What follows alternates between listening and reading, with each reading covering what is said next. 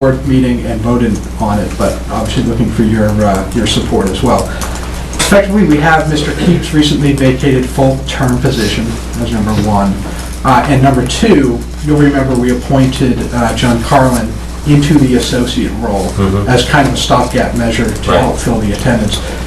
We would look to, John Carlin would voluntarily resign. We can get you to paper the file, so to speak, an email from him to that effect. But looking for him to resign, he's been a member for a long time, he's ready to step down. Looking to have Mr. Ritchie, who's currently a full-time member, move over to the associate. It's a more relevant role for him, given his very busy work schedule. And that would free up Mr. Ritchie's current full-term position. So ergo, you've got now two open full-term positions, 1, 2, he becomes associate. The only caveat I'll add is that since posting and since voting, about 24 hours ago, we received interest from another interested party. Want to talk to him. I think the way we would like to handle that, we've got him on our agenda for our next meeting, 2 weeks from yesterday, coming up in 2 weeks. We would interview him. If he's interested, we would look to most likely bring him into the associate position and have Mr. Ritchie resign at that point. A lot of machinations, right? But I think effectively what you've got in the near term is full board of 5 members and an associate who's very interested. He's in the form of Ritchie. He's been a great member, but his attendance is admittedly low because of work obligations. So it gives us the 5 full, an associate who can show up sometimes, and then the long term would potentially be 5 full, an associate who's interested in showing up very often, learning about the board, potentially become a full-term member in the future. Right, and this is the individual that will be. That's the brand new one. Okay. Correct. Okay. And I believe if that swap happens, then we'd have to get another joint meeting. We would. Yes. Yeah. We'd need to vote on it first, interview first, Right. part of the planning board, a vote, and then come back before you gentlemen. Okay. Okay. I mean, I think that's fine. I have no problem. I know all you gentlemen, certainly Mr. Sprague, worked with him in the past, so you know him a little bit. So I'm fine with what you're looking to do. Thank you. You gentlemen have any questions? I don't know Mr. Gore, so I just wanted to hear kind of... I can either summarize him or he can speak for himself.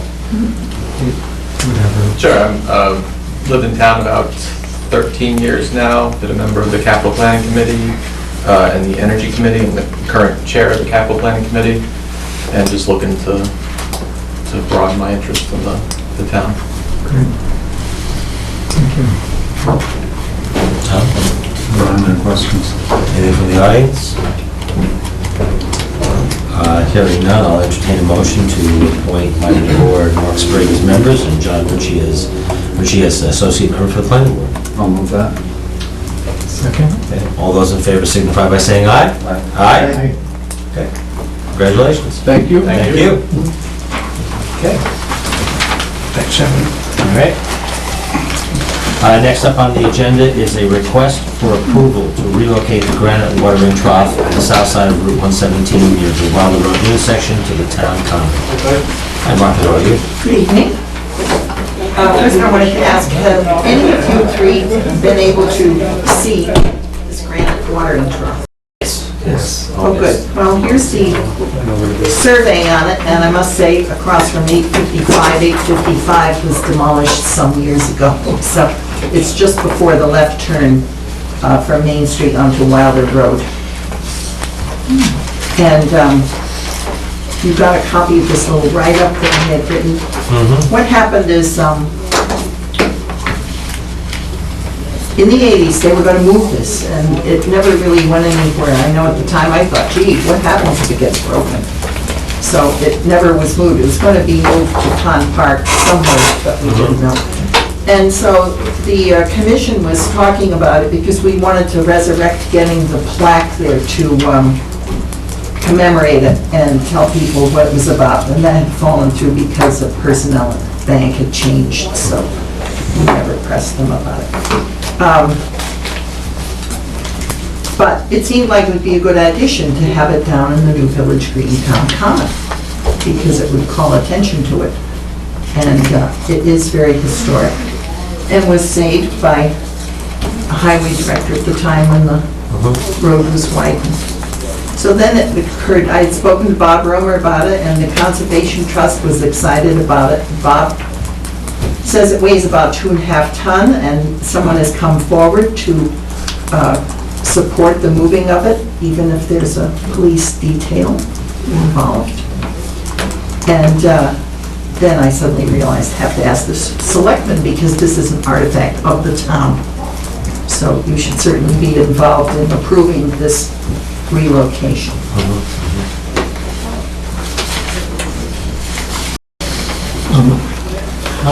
How will it be cited? Do you know how it'll be cited at the town common? Well, I think Bob had said they're planning on having a wall effectively in the front eventually, and the one idea I'd heard from him at the time was it would be a centerpiece in that wall.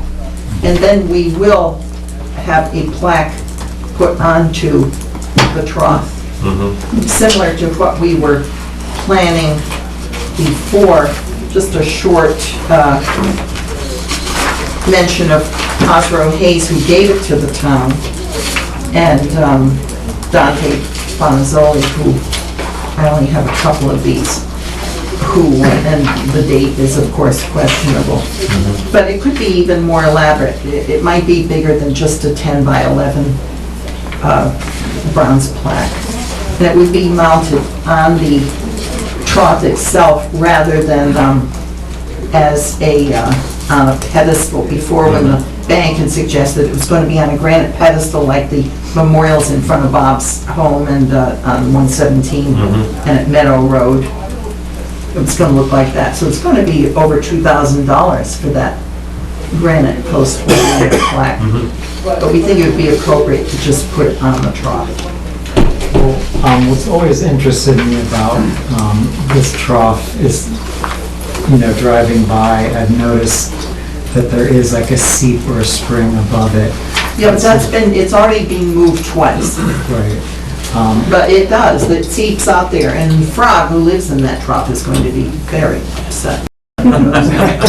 So, to me, it seemed kind of well-placed in that respect, and it kind of appeared to me to have been working at one time. You see these watering troughs with kind of wooden Little guys that put the wooden water in. sluices that go from the spring down into it.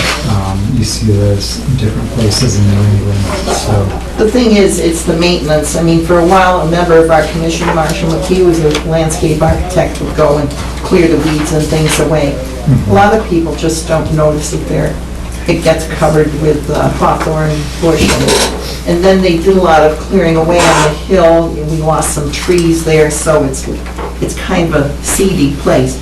And with regard to its having been moved twice before, and since they had brought it up in the 1980s, I mean, maybe it should be a town meeting or something, but I think it would certainly highlight it, and it would be a nice addition. So it moved once from Mr. Haynes' farm, Haynes' farm to, near there where Wilder was. I think we thought the idea was that the horses would take a drink before they climbed that big hill to go over to Lancaster. And then when he saved it, apparently it was moved from that intersection down further when they widened the road. There isn't, I mean, the Historical Society has a bit on troughs, but they don't really elaborate a lot about them. And the property it sits on now, is that It's on the the easel. right of way? Yeah. I would assume, It's right at the edge of the road. so I it's- think, the easement is wide enough there. It's on the town land.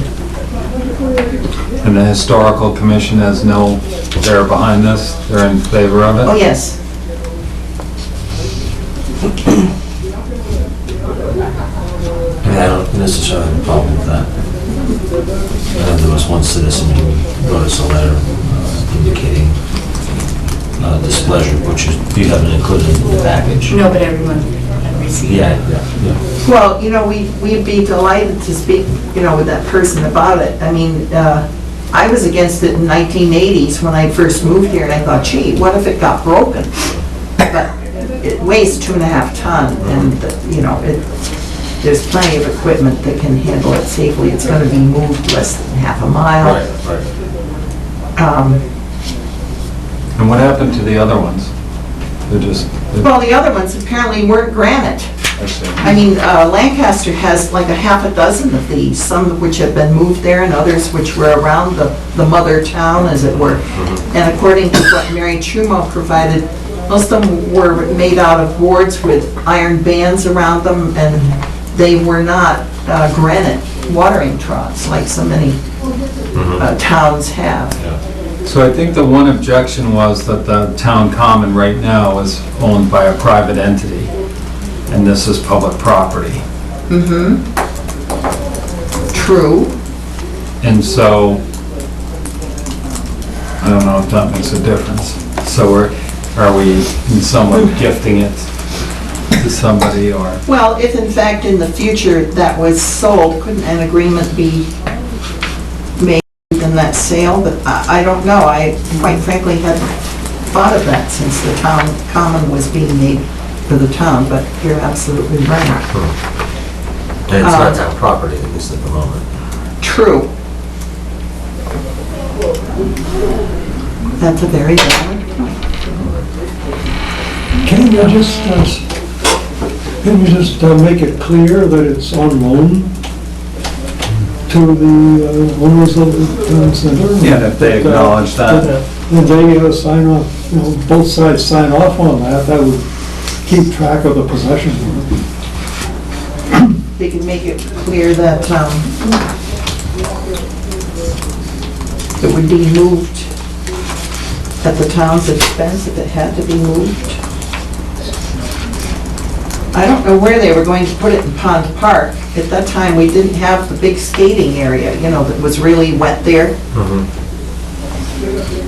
And one of the troughs was actually right there at the end of Mechanic Street on the right side, across from Houghton Building. There was a pump on that one. The Historical Society provided that picture. I mean, maybe it might make sense to, we might need to draft something, if that's going to be moved, and it's town property, moved to the trust's land at the moment, indicating that it is, on loan, and, the town does have the ability to reclaim this property. We certainly won't walk away, but... Oh, no. No, it's not going back, it's not a pickup truck. Does the Historical Society as well in agreement with this happening? Well, quite frankly, other than communicating with Mary Chumo, a member of the, on the board of the society, we didn't ask them that, but we figured it's too big to put in their collection at the society. Normally the society is the curator of objects, artifacts and things that are found. But since we already have a milestone, we're trying to find a home and a base for. But that, we had spoken with them informally. I was just curious. But, it does belong to the citizens of the town. Right. I'll just give my Could people identify themselves when they... Where it is now, it's been so unkept. Half the time you can't see it, and when you can, it just doesn't look nice. If you are insistent on leaving it where it is, then I recommend that you really do a nice job of landscaping and marking it. But I have no problem with it being moved. It's been moved 2-3 times already. And I must say, the sign that's deteriorated there in the picture, this was provided by the society, informational about the trough itself. That definitely needs freshening up if it isn't moved. And we can still get a plaque for it where it is, you know. I think it would be more appropriate away from where it is, because I agree with the comment that, I mean, it's long ago and kind of faded into the... Well, it isn't road. given the respect Right. really that it Right. should be due, since the only trough, and they are rather rare, except in Lancaster. Like I said, I don't have a problem, but I think we just draft something up that delineates the fact that it is gonna be moved, and it is town property, and, you know, we have the right to reclaim that, depending upon what happens with the disposition of the town common. Well, it will remain town property, even though it's located on the, Well, so, I'd be interested to know, who's moving it, how they're gonna do that. Just, the care that's gonna be taken, and then when it is installed at the town common, that it isn't installed permanently, that it could be lifted and moved again, rather than built in to any structure. well, we could ask them to provide a mock-up of what they envision it. It can just be something written, but just that you can undo what you're planning to do. That it's not kind of built with mortar into the wall. Yeah, well, I think it would probably be a drywall, but it could be a mortared wall. Just details like that. And I'm sure they'll be happy to provide. then moving it if it has to be moved. Who's gonna do that? So does the board want to hear the means and methods by which it would be moved and installed, and if that's acceptable to the board, then a letter would go out to the trust indicating that this is on loan to them? Yeah, I think that's reasonable. So just don't want it, scratched or cracked during the move. That would be kind of tragic. So, There may be someone at the meeting who could shed some light on that, but I don't want to put that person on the spot. who has the backhoe? We don't have a backhoe. I mean, I had been told that a big flatbed truck would be moved up and it would just be sort of winched onto that, and that it was a much simpler process than I thought. but- Yeah, so usually when you're moving something like that, they're like 2x4s. You might be using kind of Probably 8 fabric by 8s. straps. Fabric straps, just so that like the metal of the lifts is not coming into contact with the granite. Right. Oh, we So can it's- ask for those details. But not, you shouldn't wrap a chain around it and drag it up onto a flatbed. No. So treating it like a real artifact. Otherwise, I think it would be a great Boy Scout project to kind of take care of it in sight, where it is. But You mean to take care of it once it is moved? no, where it is now. I think there are. Oh, right, and have them take care of it if it were not relocated. Yeah, it could be a good project for Boy Scout. Let's get those details, and then we can make a decision. Put it on the agenda for this meeting on the 23rd. All right, great. Thank you very much. All right, next up on our agenda is request for permission to display solarized mass bolt and sandwich boards at up to 4 additional locations. How are you? Good. How are you? 09jun16 East End Road. Sure, oh, Warner. First, on behalf of the Solarized Vault Committee, we'd like to thank you for all your support. Thus far, we're doing very well, actually. One of our main ways of communicating with people in the town is through these signs. We're using signs to denote upcoming events. And one of the problems lately is that other solar companies, we selected an installer. We went through a whole RFP process, and we selected Solar Flare.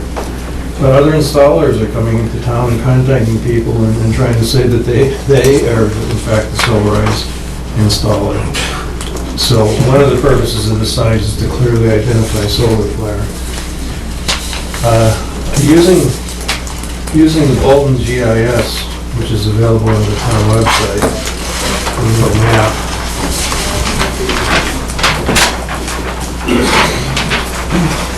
Thank you. And the red dots are the existing sites that have already been approved. And the blue dots are additional sites that we'd like to get your approval for. And beginning from the west, the first would be at the landfill.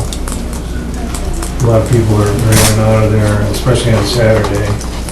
And we would probably want to put it along the driveway so it can be seen coming and going. And possibly even outside the fence where it could be seen even when the gate's closed, which is most of the time. The second, near the library,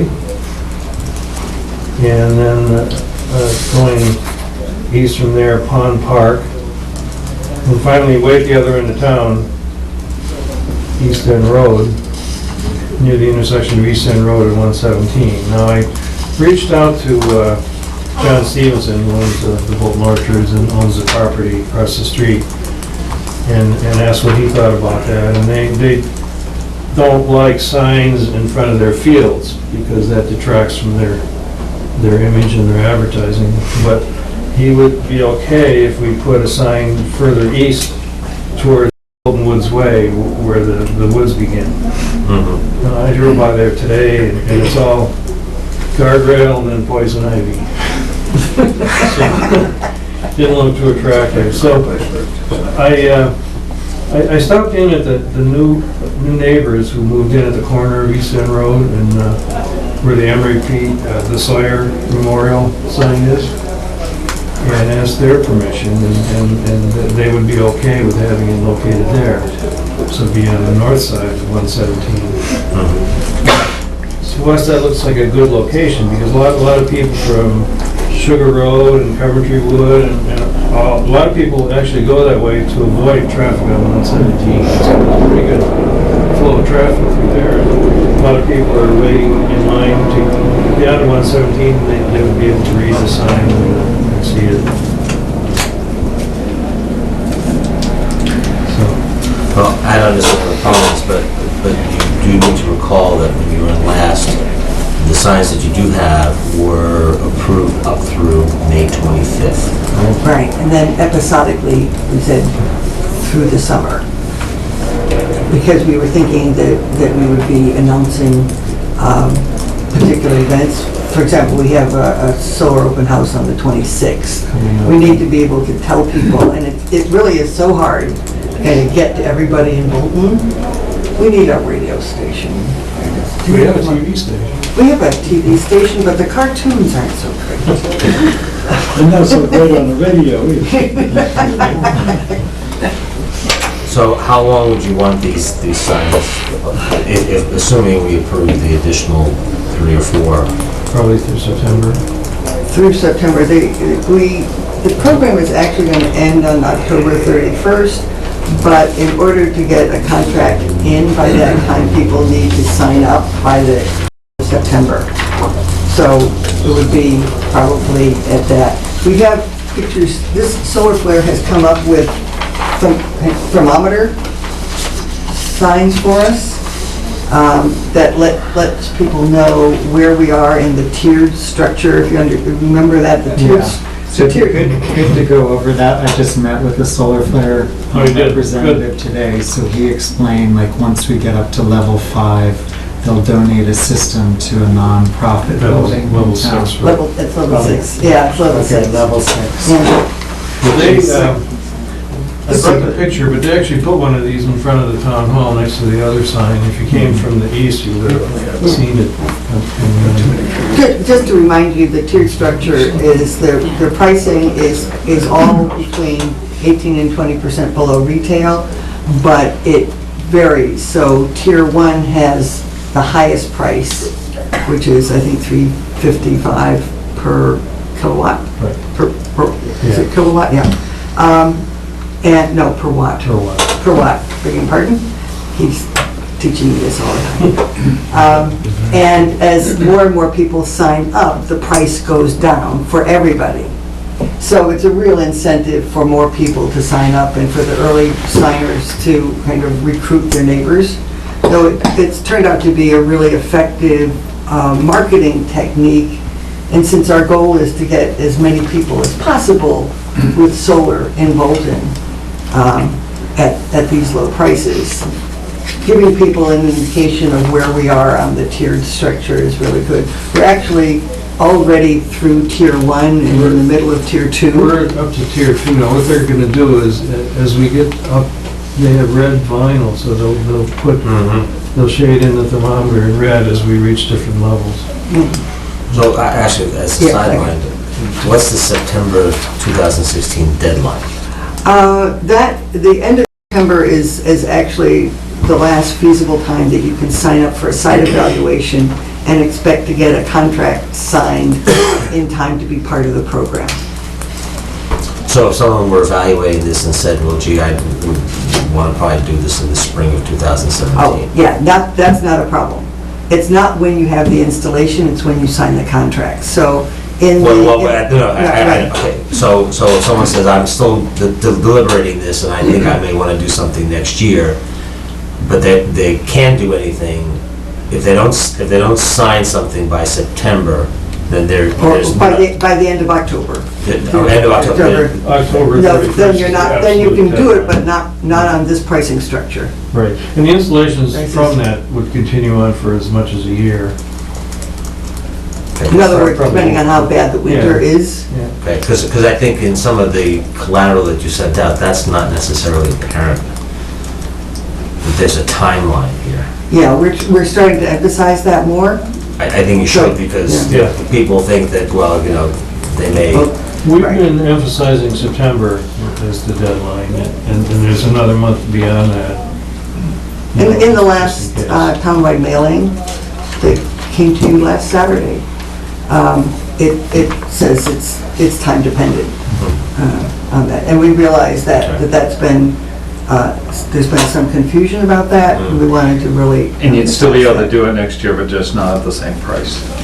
You could, yes. Yeah, I mean, you can always do it on any retail, but it wouldn't be part of the Solarized Massachusetts Bolton I program. did want to relate, so I helped somebody on, with a contract, not solar flare. Mhm. And it was a little bit of a bait and switch situation, because they presented it, I forget the name of it, they all have solar something or sun or this or that, but they talk about electronic signatures. And before the person, it was very unclear if they understood, but they're getting documents with an electronic signature, and they were bound into the contract already. Oh, yeah, no. And so it was in a very short period of time, somebody was kind of in over their head, and they agreed to rescind it, and everything worked out fine, but it was a little nerve-wracking for the people, and so I think that should be reported in. I mean, do people have to register with the police, or how does that work? I mean, if you're not solar flare, do regular vendors have to come in and... No, not that I understand. Because this was an elderly person, and, Yeah. it was kind of, depending on how you look at it, it was a little shameful. Well, and some of these companies are. Yeah, Yeah, not ours. Solar City. I mean, ours has been vetted. yeah. Yeah. But I mean, can people, like, what is there, is the contract clearly explained to them? Are they, under what terms can they get out if they, leave the meeting? How quickly are people bound contractually, do you know? I have a copy of, I have a contract with, we were one of the first ones. Isn't there like a 10-day requirement? It's a 3-day. 3-day? It's the standard 3-day, and it's written very clearly on there. So the salesperson comes in and explains that, and it's a 3-day right of rescission? Right, Okay. yeah, And then if they don't rescind within the 3 days, then they're bound. right. So solar flare came to my house today, it was very low pressure. Yeah. you know, just taking some readings, looking at the structure in the attic, looking at the electric, the box in the basement. And, you know, they have this computer that takes pictures of your roof and the trees around you to give a reading. And then, you know, he just said he'd email me in a week. So it was very low pressure. I think there are different systems, like solar flare, you're gonna buy the system.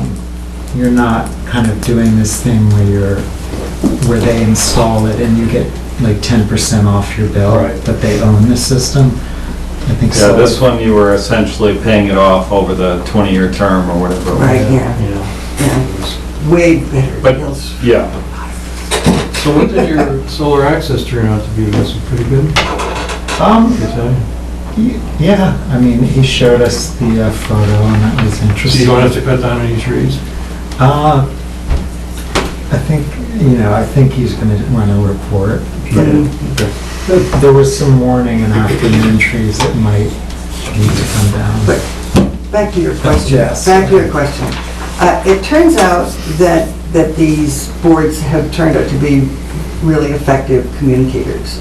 And so, while I thought that what we would be doing is we'd somehow have our own little thermometer thing that we would put up as we reach tiers, Solar Flare is providing those. So that's a different piece of information. And I think that's ongoing information, and so it's likely that we would have those up. And when we have an event coming up, such as the solar open house, or we're gonna have another meet the installer, that we need the other boards at the same site to say, and here's something else that's happening.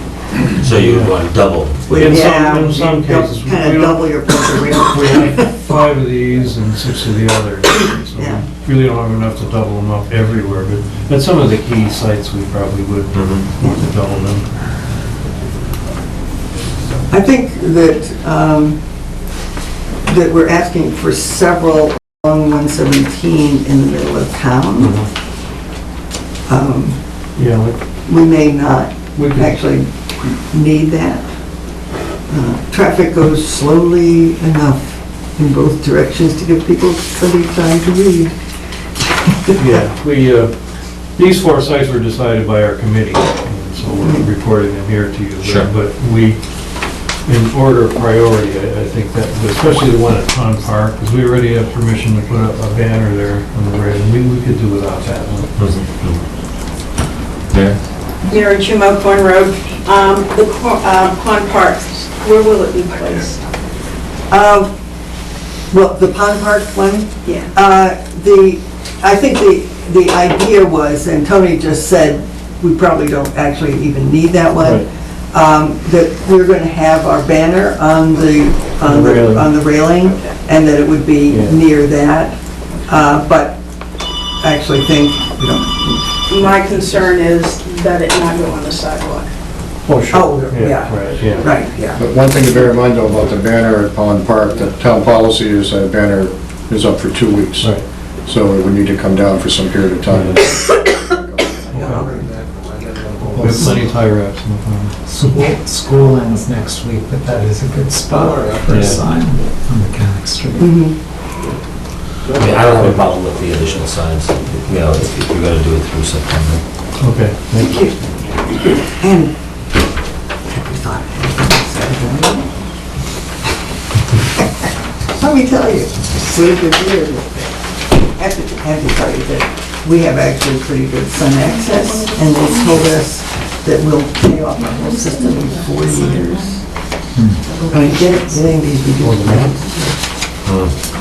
Although my house is perfectly situated. Is it? Oh, do it.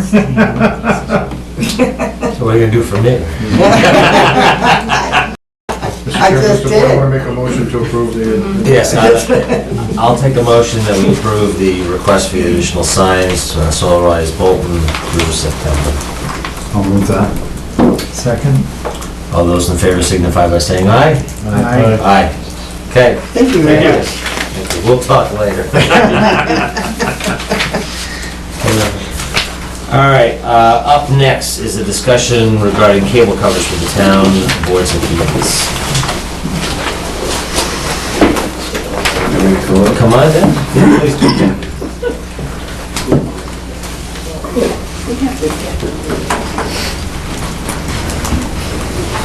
All right, Ken. Okay. So I know there's been some discussion, we've had some discussion relative to, you know, what Bolton Access TV is currently providing in terms of, you know, board and committee meetings. I know that you guys are getting to the point where, you know, kind of running out of resource. For the folks in the audience, I mean, the Bolton Access TV probably does cover more board and committee meetings than most other towns around. So can we give you some numbers from this past year? We actually did 90, not counting the school committee, which we also air, but the actual work to put that on is done and paid for by the school itself. But we did Selectmen, advisory, planning, and conservation, averaging in the low was planning board at 17 and the selectmen was the high at 23. So you're in that range with the bi-weekly meetings, and so that was 90 altogether. And then 21 school committee meetings.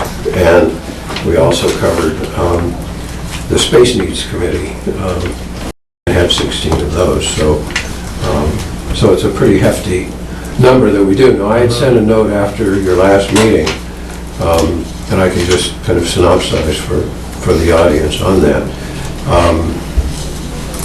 We can certainly record additional boards, but there are two issues on it. One is that it's really the town's decision as to who is covered and who isn't, and not ours. We don't want to get in the middle of that sort of discussion.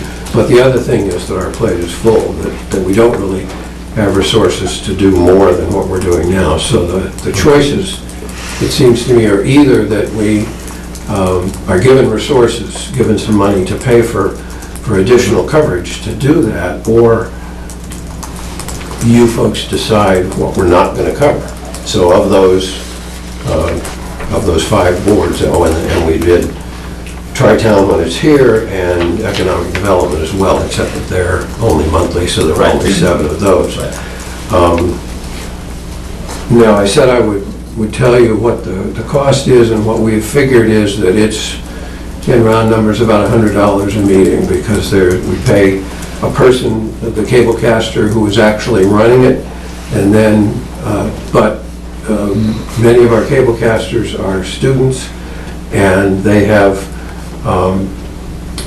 restrictions of needing to have an adult present, and also needing to be relieved at 9:30, which many times isn't a problem, but sometimes could be. So there is time, and then we have to do various things once the meeting is over, to get it on the internet, to get it converted to DVDs, to get it scheduled, and all those kinds of things. And so all of that time together adds up to about $100 for a meeting. And so that's what it would be. So if you wanted to add a board, then that's what you'd really be talking about. I mean, we'd be happy to do it. It's just that we don't want to force ourselves on anybody.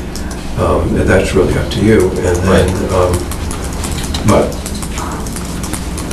we really would need to either take some job away that is now being done, or be given some extra resources to do it. Right. So for the people in the audience and at home, the genesis of this discussion, I believe it might have been one of you two gentlemen brought up the fact that the Board of Health meetings are not televised. And I know that a number of years ago we had discussion with several of the Board of Health committee members, and they presented some arguments as to why, televising those meetings may not necessarily be a good idea. There may be some particular resident situations that don't necessarily need to be aired, that everyone can see. So, Chris Slade is here this evening, certainly can chime in on that. For myself, a number of the Board of Health meetings concern, an individual in this town. They may have a septic issue, they may have some kind of issue, which is their issue and not necessarily a town issue. There may be some rare instances where the Board of Health is chiming in on a development or a subdivision or some commercial entity which may have some larger implications for the town, but I can see certainly the rationale. If someone's having a problem with their septic system, I don't necessarily need to know that, unless I'm living next door and it somehow affects me personally, but, if someone half a mile down in Bolton's having a problem with the septic system, I don't really care as long as the Board of Health deals with it, in the manner that they do. So I don't necessarily personally see the need that these meetings be televised. I mean, there may be a possible exception if it's a commercial development or a subdivision where, it's something that the town should know, but otherwise, personally, but I know, it wasn't me who asked to have this agenda put on, and agenda item put on, so you gentlemen may have some specific comments that you may want to relate, and certainly, I've had some historical background with this over the last decade or so, and Mr. Slade is here, and we can certainly answer any questions that you might have of him. Yeah, I brought it up. I think it is important that it's televised. We all in town share the same water supply. Water quality is a big issue right now in the news, and it's going to only become a bigger issue as Bolton becomes more dense. So I think it's very important that everybody's aware of what's going on with septic systems and wells and other topics related to, public health. So I think it's important that the Board of Health be televised. I don't like, these kind of gentlemen's agreements that get made, to kind of spare somebody's feelings or, somebody's preference. I think it's important that we are consistent across, all, areas of town government. So if we are filming the Board of Selectmen, the Planning Board, that we are doing all boards. I know there's also interest in having the ZBA televised. That's not as often as Board of Health. So, it's an issue of transparency, and it's an issue, I think people share a concern about this, and should, be able to watch these meetings, on the computer if that's the best for them. A lot of people cannot come to meetings at 7 o'clock. They might check in and watch on weekends or later in the evening.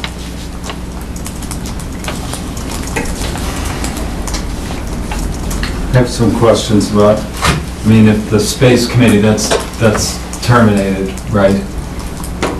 What's terminated? Is the Space Committee, is that, if that was 16 meetings? Well, yeah, I guess what they said last night is that they maybe have another, or something to close out with the school committee, but yes, that's basically done. And they're just waiting for the demographic study, I think. Right, but we don't,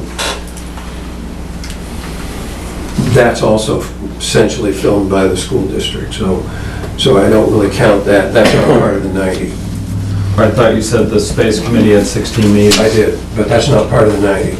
The 90 is the town boards, and then the others, it's not that there's no work to be done, it's just that we don't do as much work in processing the school committee meetings as we do with the others. And so the fact that there is or is not the Space Needs Committee doesn't really affect whether we'd be able to do the Board of Health.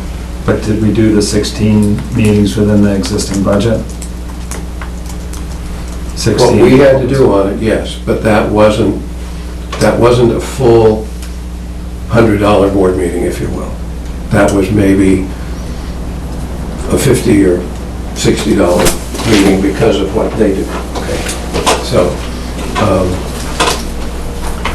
I see where you're going, I guess I don't see it as the same, I don't see just because that stopped that we can then add consistent year-over-year 20, 18 to 20 board. How many meetings annually are there for Board of Health?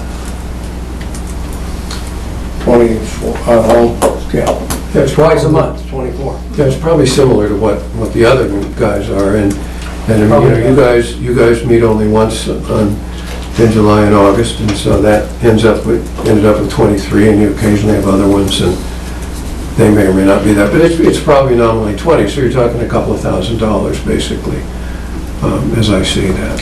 Well, it seems like there are two issues. One is, I saw you're advertising for one or two positions, so there's a manpower, a woman power issue, and then there is, the other issue is, is there, and we discussed this, is there a way to simplify the process? So right now, we have the 3 cameras set up, so we get this view, we get the audience view, and I think a 1-camera setup for some meetings, so there isn't all the editing or switching back and forth between cameras, zooming in, zooming out, might be appropriate for certain meetings. So it's just to document it and not kind of make any editing or kind of directorial, contribution to. Right, but as my email indicated, that would save you the cablecaster expense, but it would not necessarily save the other processing that needs to be done to get it on the air, to get it onto DVD, to get copies to Linda, to get copies to the library, and the other things that we have to do to save programs for the future. I think we're getting a little ahead of ourselves here.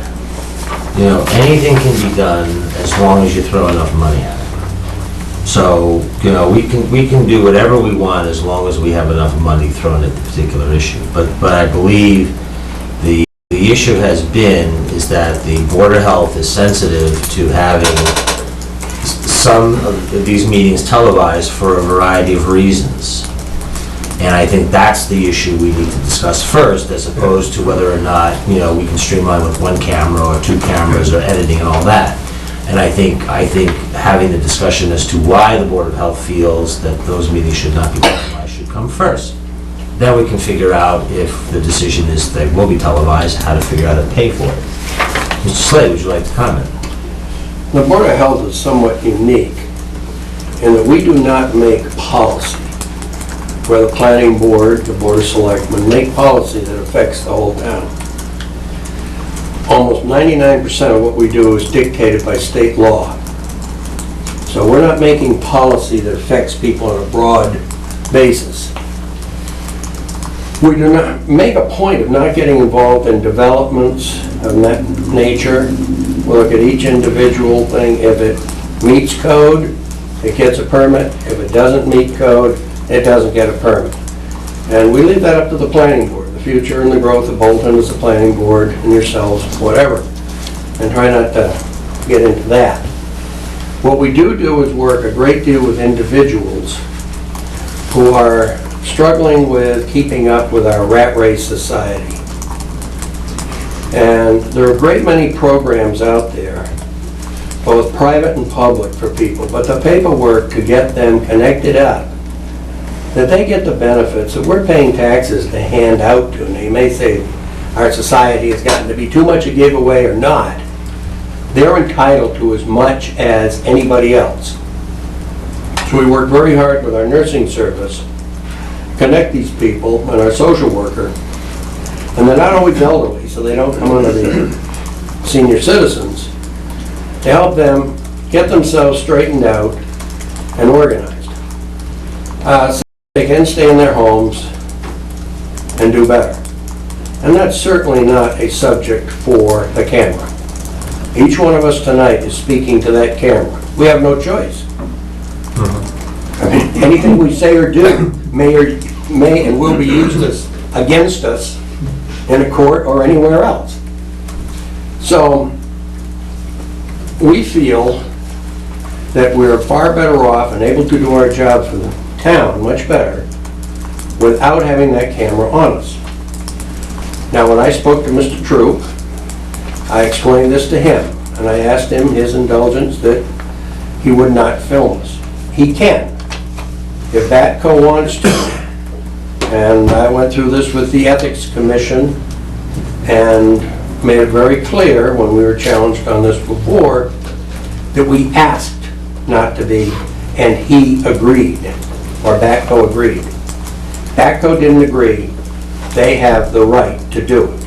We're not challenging that. But I made him understand that we're better off without it.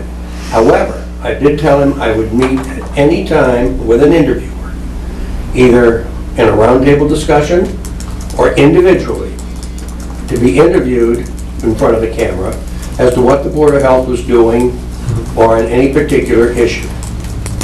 And I think that's almost a better way to do things. I spent 6 years as a selectman right here, dealing with 3 different lawsuits and a number of other things, and I had 2 excellent reporters, and Friday morning, they both had stories in their newspapers. And they were very good about reporting what people needed to know about what we were doing without just trying to play tabloid and smear people. And I think that's a better system than just filming everything and then somebody getting caught on using a poor phrase or word. That's why I asked Mr. Troop not to do it. I'm still asking him to do it, to indulge with us and not film us. And I think we can do our job better, serve the town better, if we stay with the present system. And again, I'm happy to come here to speak with you anytime you want, if you're questioning what the Board of Health is doing, and be interviewed. Right, and as we all know, these meetings are public meetings. They are. They are advertised. The agendas are available on the website. They are, So no one's operating in secrecy, and there is complete transparency as to what's occurring at these meetings. And we are very prompt, and Mrs. Carlisle and now Mrs. Jacobson are excellent about getting the minutes done promptly. The very next meeting, we've signed them, and they are ready for release. That's all of 2 weeks. Normally, the minutes are on the table for anyone to read, as well as, you can always come to our meeting or call me up on the telephone. I'll talk to you 24/7 about any issue that is troubling somebody. So I really don't think we're working in the dark. We're just trying to protect the privacy of some of the people we work with who are struggling.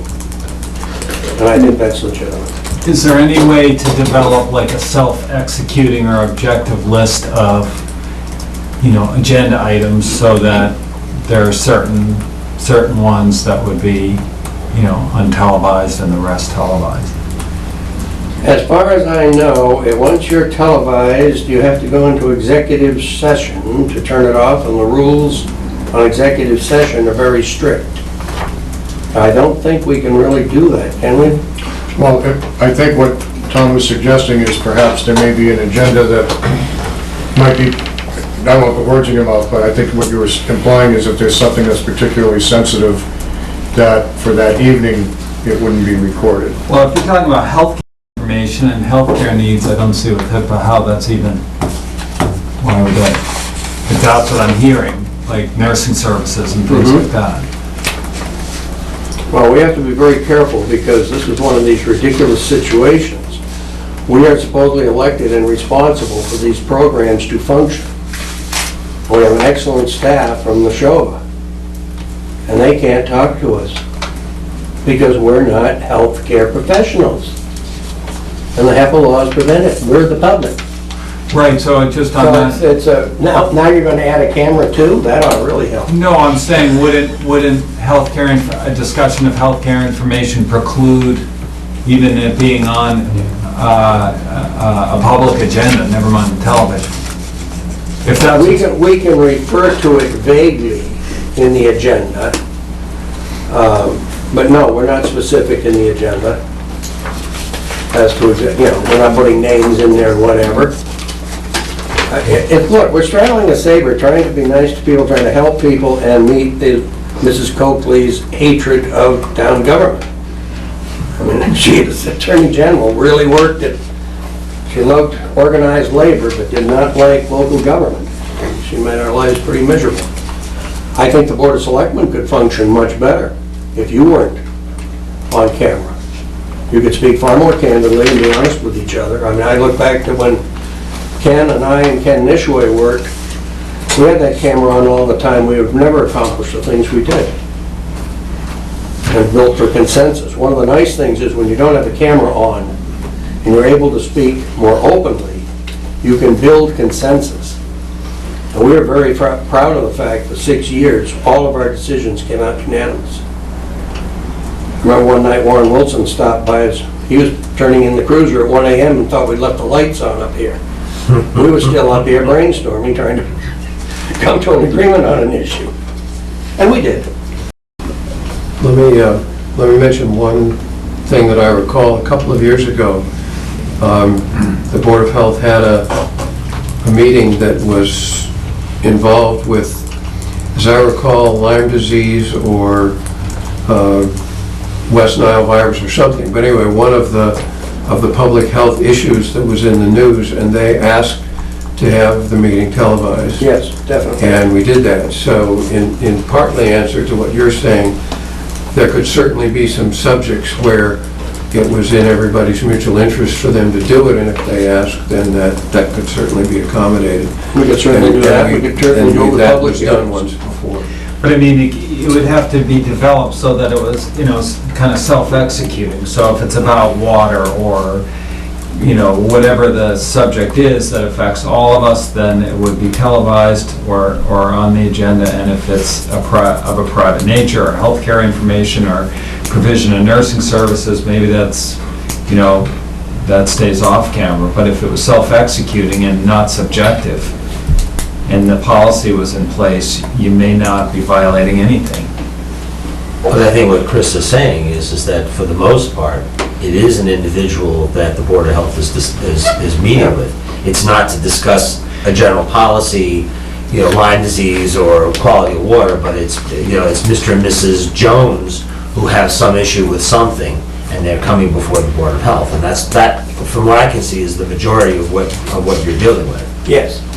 I might mention, I didn't have time to canvass the state, but I did check of the 16 towns in the Neshoba district, which include all of our surrounding towns, as Stowe is now contracted for services from Neshoba. None of them televise the Board of Health, with the exception of Littleton, Air, and Pepperell sometimes do. I think on a policy, if you're sort of speaking of, if they're having a public hearing or a discussion of a town meeting article or something else, they will, but normally they do not. And the rest of the towns don't do it at all. So we're not an exception. So can you give me 3 embarrassing examples? No, sir. They would be embarrassing people. Yeah. Thank you. No, yeah, I'd really like, because it's talked about a lot that you have these situations that are embarrassing to individuals, but I never hear examples. I think most of your work has to do with wells and septic systems and, items related to water quality. And once in a while, you might get, somebody with a lot of garbage in their yard or their house, but, it would really help the discussion if you could provide some examples. No, sir, I'm not going to give examples of things that I don't want to televise because it's going to be embarrassing to people. I'm not going to drag them into this meeting. I'm sorry. You have that information available. You can peruse all of the minutes and you can look at the agenda items. That's all that information. So. Yeah, I just think transparency for the Board of Selectmen, the Planning Board, it engenders confidence in the system. So I guess it's a philosophical difference, but I think you have a way of doing things that's kind of antiquated, and I think it's time to change. Well, maybe it's antiquated, but I think it works better than some others. And we're going to continue to try to do our job the best we can. and respect people's privacy. I would like an opportunity to review the minutes of like the last 6 months and see what's gone on. By all means, go right upstairs. And then I'd have a better feel for, Are the minutes online, Linda, for the board? Or we could send the selectmen a link to that. And I'll be happy to talk with you if you'd like, but not on camera, please. no, I mean, just continue this discussion, continue it for another agenda, allow us to review the minutes to see what, in detail, what we're talking about before we pull the trigger on something. Well, I'll just state right now that I'm perfectly fine with the explanation that Mr. Slade has provided, and I don't see the need that we need to televise the Board of Health meetings. If there's something of an agenda item that's important, then individuals should make the effort to get to the meeting, and if they can't get to the meeting, then you're available. I certainly am. And the minutes are available, so I think that's more than sufficient. And I think you provided sufficient evidence that says that the town of Bolton is not an anomaly amongst the majority of the towns in the Neshoba district. So, I mean, at this point, unless I hear something glaringly different, I'm not willing to change my stance. I do think with what's gone on in Detroit, with public water supplies, with the aquifers here in Bolton are under threat. And I do think it's a precious, non-renewable resource. So I think there must be certain things that it would be entirely appropriate for the public to hear and to facilitate people getting involved in the town government and participating and hopefully drawing more people into our committee structure, so. You're speaking of Flint or Detroit? Or what, you know. All right, well, Flint was a big government agency that set up a water treatment plant that wasn't properly operated. Here we have private wells and a very strict code in Massachusetts that protects those private wells. And by the best of my knowledge, we have never had one fail in Bolton. I don't know about the whole district. In Bolton from any source of pollution other than something that showed up unexpectedly due to an accident, such as the town salt leaked into the ground and salt got into the well at the package store. But that was nothing to do with the septic system or something that was being regulated or improperly regulated. That we didn't have a regulation for salt storage at the time. Now we do. It's in a building. So, and, you know, I follow, you know, Ken and I talked, and I'd like, you know, to hear if there's a way that Batco can kind of increase their capacity within the existing budget. And I have heard, you know, from citizens that they would also like ZBA to be filmed, but those are, you know, less regular. Well, the good thing is that with the way that this room is wired and the way that the Lois Alex room is wired, once a decision is made that a meeting is going to be televised, it's not that big a deal. And I'm basically saying that it'll cost you $100 to do it. And I think that's actually a fairly small amount of money, because what you'd be talking about if you worked out an agreement with the Board of Health and you did do all of their meetings, that's $2,000 for a year, which is a fairly small number as far as the operation of the town is concerned. I don't really have the flexibility to do that in our budget. The only other way we could do it, which we really don't want to do, is to take from the non-governmental side of operations. I mean, we're PEG, which stands for Public, Education, and Government. We're doing 90 government meetings, and we're doing relatively little on both the education side and the public side, but there's a lot of interest, and so we're trying to run a fairly tight ship, and so it's really not. That's an excellent service, excellent. Well, I guess it's... But I think it's But you said, first things first, and once you work out what you want to do, then we can work out. Right, exactly, and I think How we right pay now, for it, or it sounds like how we absorb it or whatever. my two colleagues need to go off and Right. review minutes, Yeah. and we can And I would- revisit this. Yeah, no, that's fine. I would talk more with Chris too. Exactly, you know, Chris is available. We will get an email out to the selectmen with a link to the minutes for the past 6 months. Thank you. Okay. Thank you very much. Thank you. All right, next up is our town administrator report. And first up is the ever-popular update on meeting. Not much of an update on Minuteman. There is, as we discussed at the last meeting, a meeting in Arlington at 8 a.m. on Monday, June 20th, to discuss the building project. At the last meeting, both Stan and Jonathan said that they would be open to attending that meeting. And I did send out the email from Needham Selectman Dan Matthews with various information points in it. Also with his phone number, if whoever was attending was interested in calling him.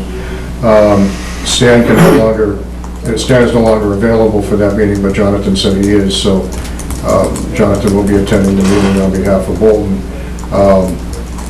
And actually, if there's time, if you'd like to set time aside to review any issues that you may have before the meeting, I'd be happy to set up time maybe next week. So, when is that meeting again? Monday, 8 a.m. Monday morning in Arlington. Very, very This convenient. Monday. June 20th. June 20th. Very conveniently located for those of us who live outside the Boston area. And there'll be representatives from Belmont there. And the hope, I believe, as we heard at Tri-Town last night, is to try to get some information available to people in Belmont that may or may not have been available when the town meeting vote was held recently.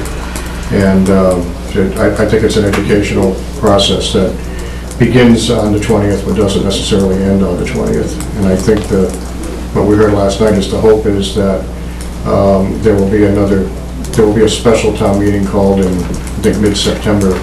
Dr. Boquillan was talking about for Belmont to reconsider their vote. Yeah. So that's really all I have on Minuteman. Next update on the town procurement process. This issue came up as I was going out to bid for IT services, tech services for the public safety building. I had solicited 3 quotes from qualified vendors and learned from a local vendor that apparently the 30B statute had changed. And I'd say probably within an hour, I called the Inspector General's office and asked for the attorney of the day, who called me back very promptly, and said that information was indeed correct. And I asked when that information had changed, the statute had changed, and it was in July of 2014. And I said, I feel badly about missing that. I never saw any update on that. And she said, well, try not to feel badly because we've got a lot of calls from a lot of towns who also were not aware of the change. And so I explained that I was still in the solicitation process and had not issued any contracts or anything like that. So we talked about the best options for pursuing under the new criteria. And just so it's clear for everyone, under the old law, if you reasonably believe that the value of the contract on an annual basis was to be between $10,000 and $24,999, the process is to solicit 3 quotes. And that was what I was doing.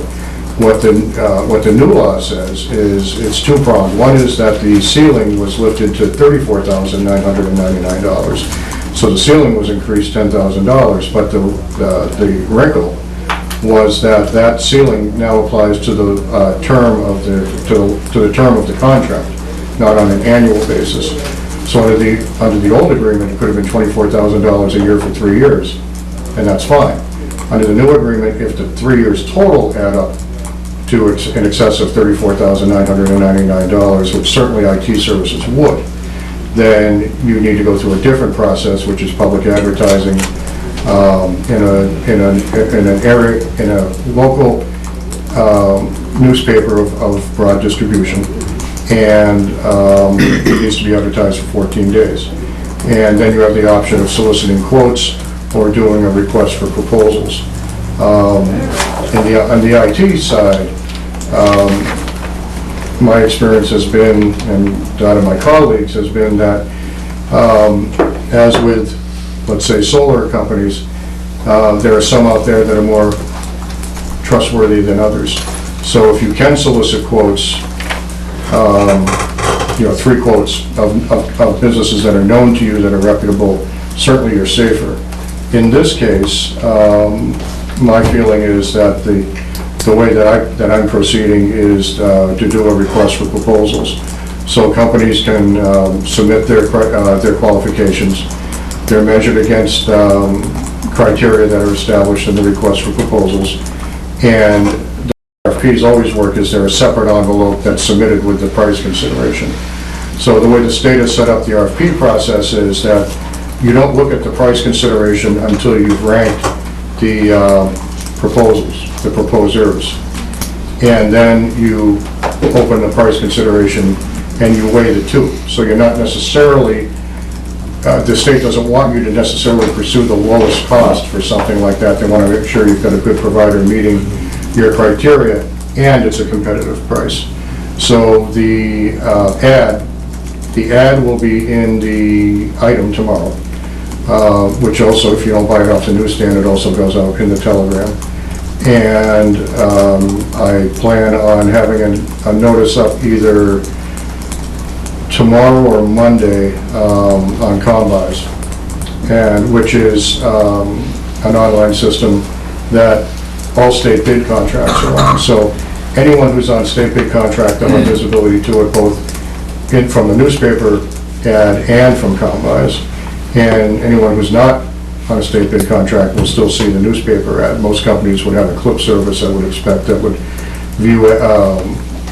view ads and would be aware of that. So I've established that. I created the RFP, I should say the chief created the RFP.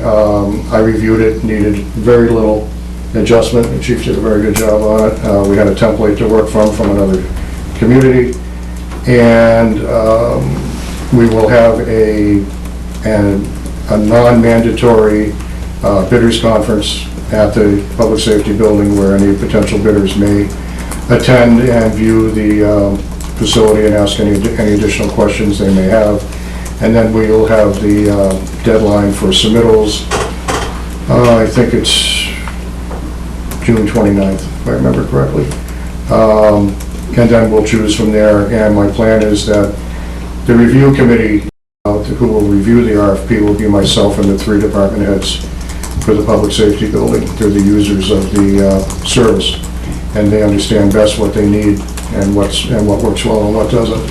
So that will be my plan, to have the 4 of us sit down, review the submittals, and then make the selection based on that criteria. So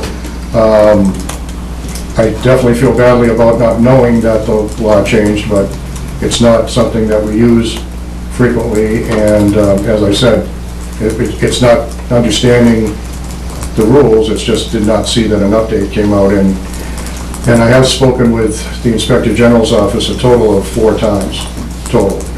And the first one, again, said very clearly where I was, had not made any commitments to any company at all, and I personally felt better once the attorney told me that they've had a lot of this, so I don't feel like I'm the only person who missed it. And I'm also fortunate that didn't enter into any commitments. So we're fine, we'll get the procurement done, taking a little bit longer than I would have liked, but it'll be done in full compliance with Mass General Law, which is Chapter 30B. And the submittals, will they be made public, and how? All submittals are made public once the award is done. No, before the award. Well, I'm getting to that.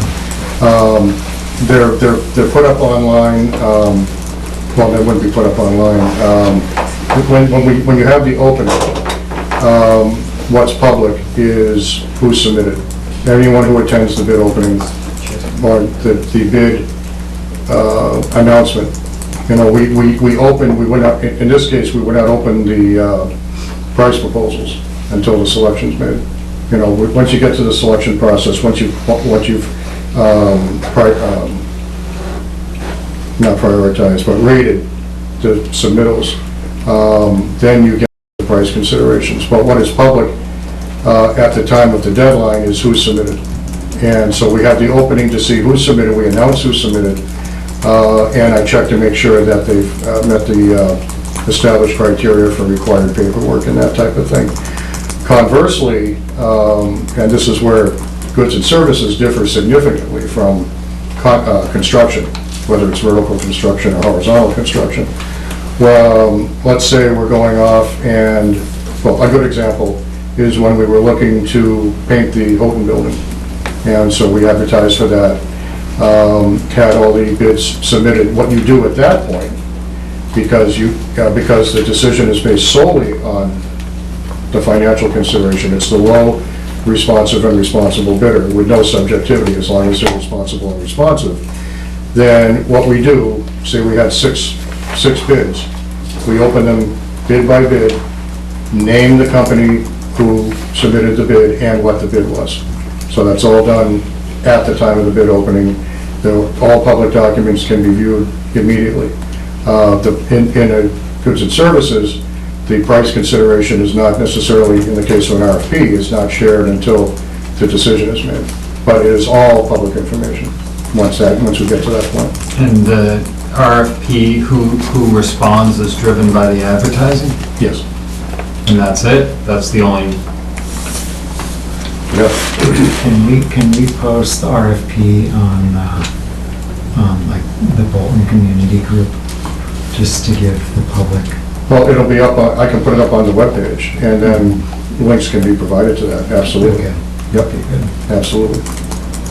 And one thing that we have not done in the past, which I think is a very good idea, and Jonathan is actually the person who suggested it, and I welcome the idea, for any bids, whether it's services, construction, once we've completed the whole process, we will have the bids up on maybe not the whole packet, because the packet, like you'll see for a culvert, the packet can be this thick, the whole bid document.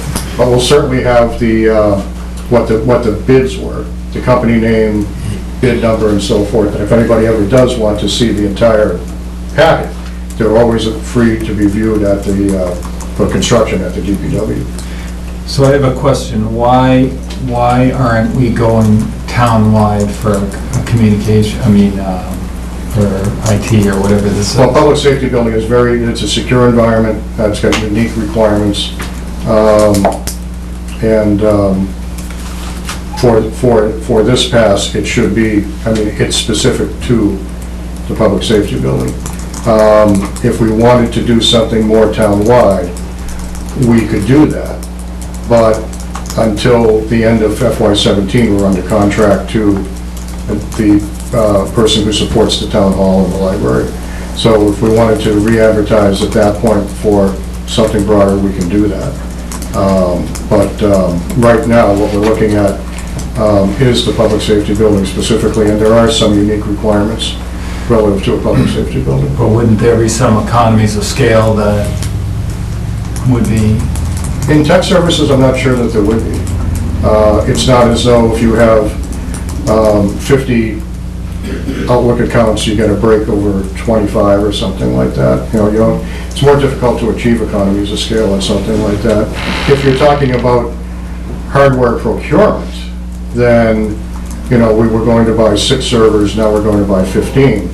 May not be some economies of scale there, but the hardware is already purchased off a state bid contract. Well, what's so different about the public safety building versus the town? All the other buildings, what's the difference? Chief, would you like? Criminal justice information, FBI, CJIS information, that's where it's going to be secure. And all the personal data that we collect on a daily basis is pretty much where that is. why, like, I'm not a techie, so what? Neither am I. Yeah, so I don't it's a server, We have several servers, yes. several servers. So the servers talk to each other and that's the purpose of this RFP? Yes, and it's all the desktops, yes, it's the whole package for the whole building. But again, what I'm trying to understand is what's the difference from that service, that contract for those services from here? Well, we're on a different contract from the library. Oh, I know, Yes, but I'm, You could do a whole town-wide package. I'm not saying that we couldn't. I'm saying that the timeline for it is different. And if you wanted to... I'm sorry to interrupt you, but how many contracts are there for IT services across the town? Two. Yes. Yes. And when does the one for the town? At the end of FY17. So we can certainly rebid that. And whoever has, whether they have the public safety building or not, I mean, anybody will be free to respond to that. Right, it's because one contract doesn't expire to FY17 is why we can't combine. One thing that would be unique to the public safety building is we have systems over there that just can't be down. I mean, we need somebody to respond immediately to get things back up. We don't have anything in the town hall that would necessarily be considered to be as critical an application as some of the software that we have over in the public safety building. So the requirements for response could be different. Well, we should be endeavoring to sync those up so Yes. that we can do that all at once. Yeah, I agree with you. Yeah, just more restrictions on the police side, which can be worked into any contract. Through the RFP, I mean, they have to be competent with those servers and that network. One company could do the whole town. Yes, Yeah, no reason why I mean, we couldn't. should definitely be endeavoring to do that. I agree with you. So the townwide services contract expires June 30, 2017? Yes.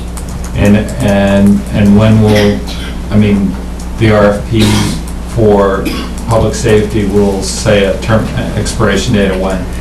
My plan has been 3 years. I don't think it's good in the area of IT to be going to year-to-year contracts. Although if I was doing a one-year contract, I will tell you, following the procedure that I have been following, it'd be perfectly fine because of the value of the contract.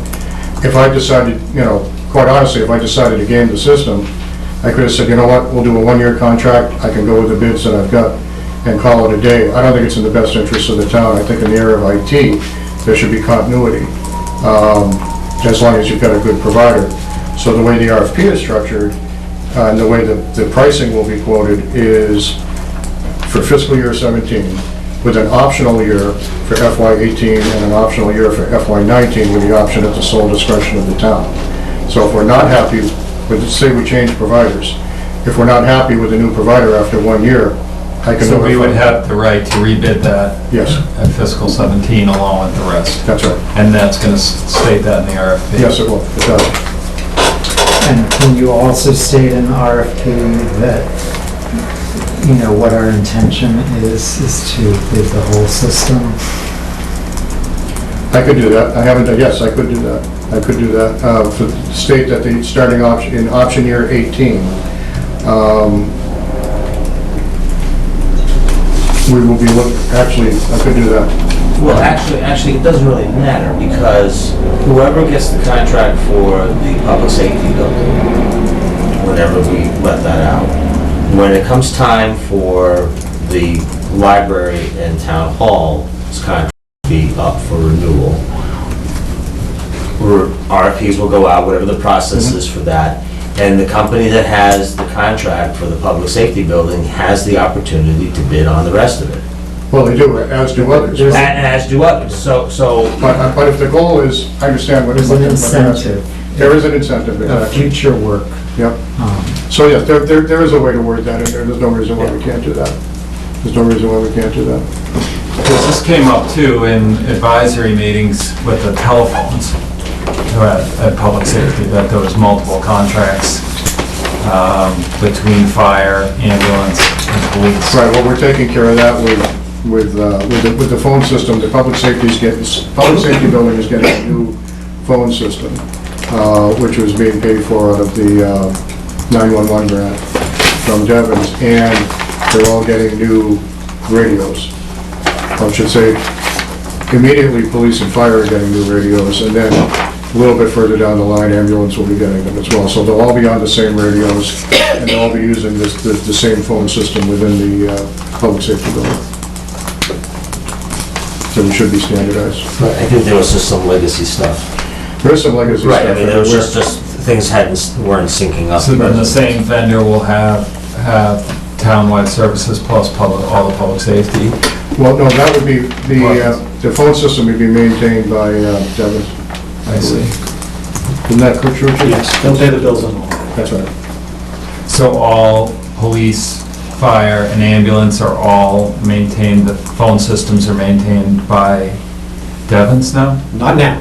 No, it will be on the new They system. will. They have the lines, and I've just transferred the Verizon bills over to Devon's. Yeah. So I'm hoping they're gonna be paying those. those from now on. The Verizon strike really slowed things up. I see. Okay. So I hope I've addressed your concerns. Again, and in the realm of IT, email accounts for town boards. This was something I had already been planning. I had spoken with Gary Furlak previously that we should be getting email accounts for the Board of Selectmen. That's what's been on my radar. And I've received input that probably a better way to go would be to expand that to some other boards.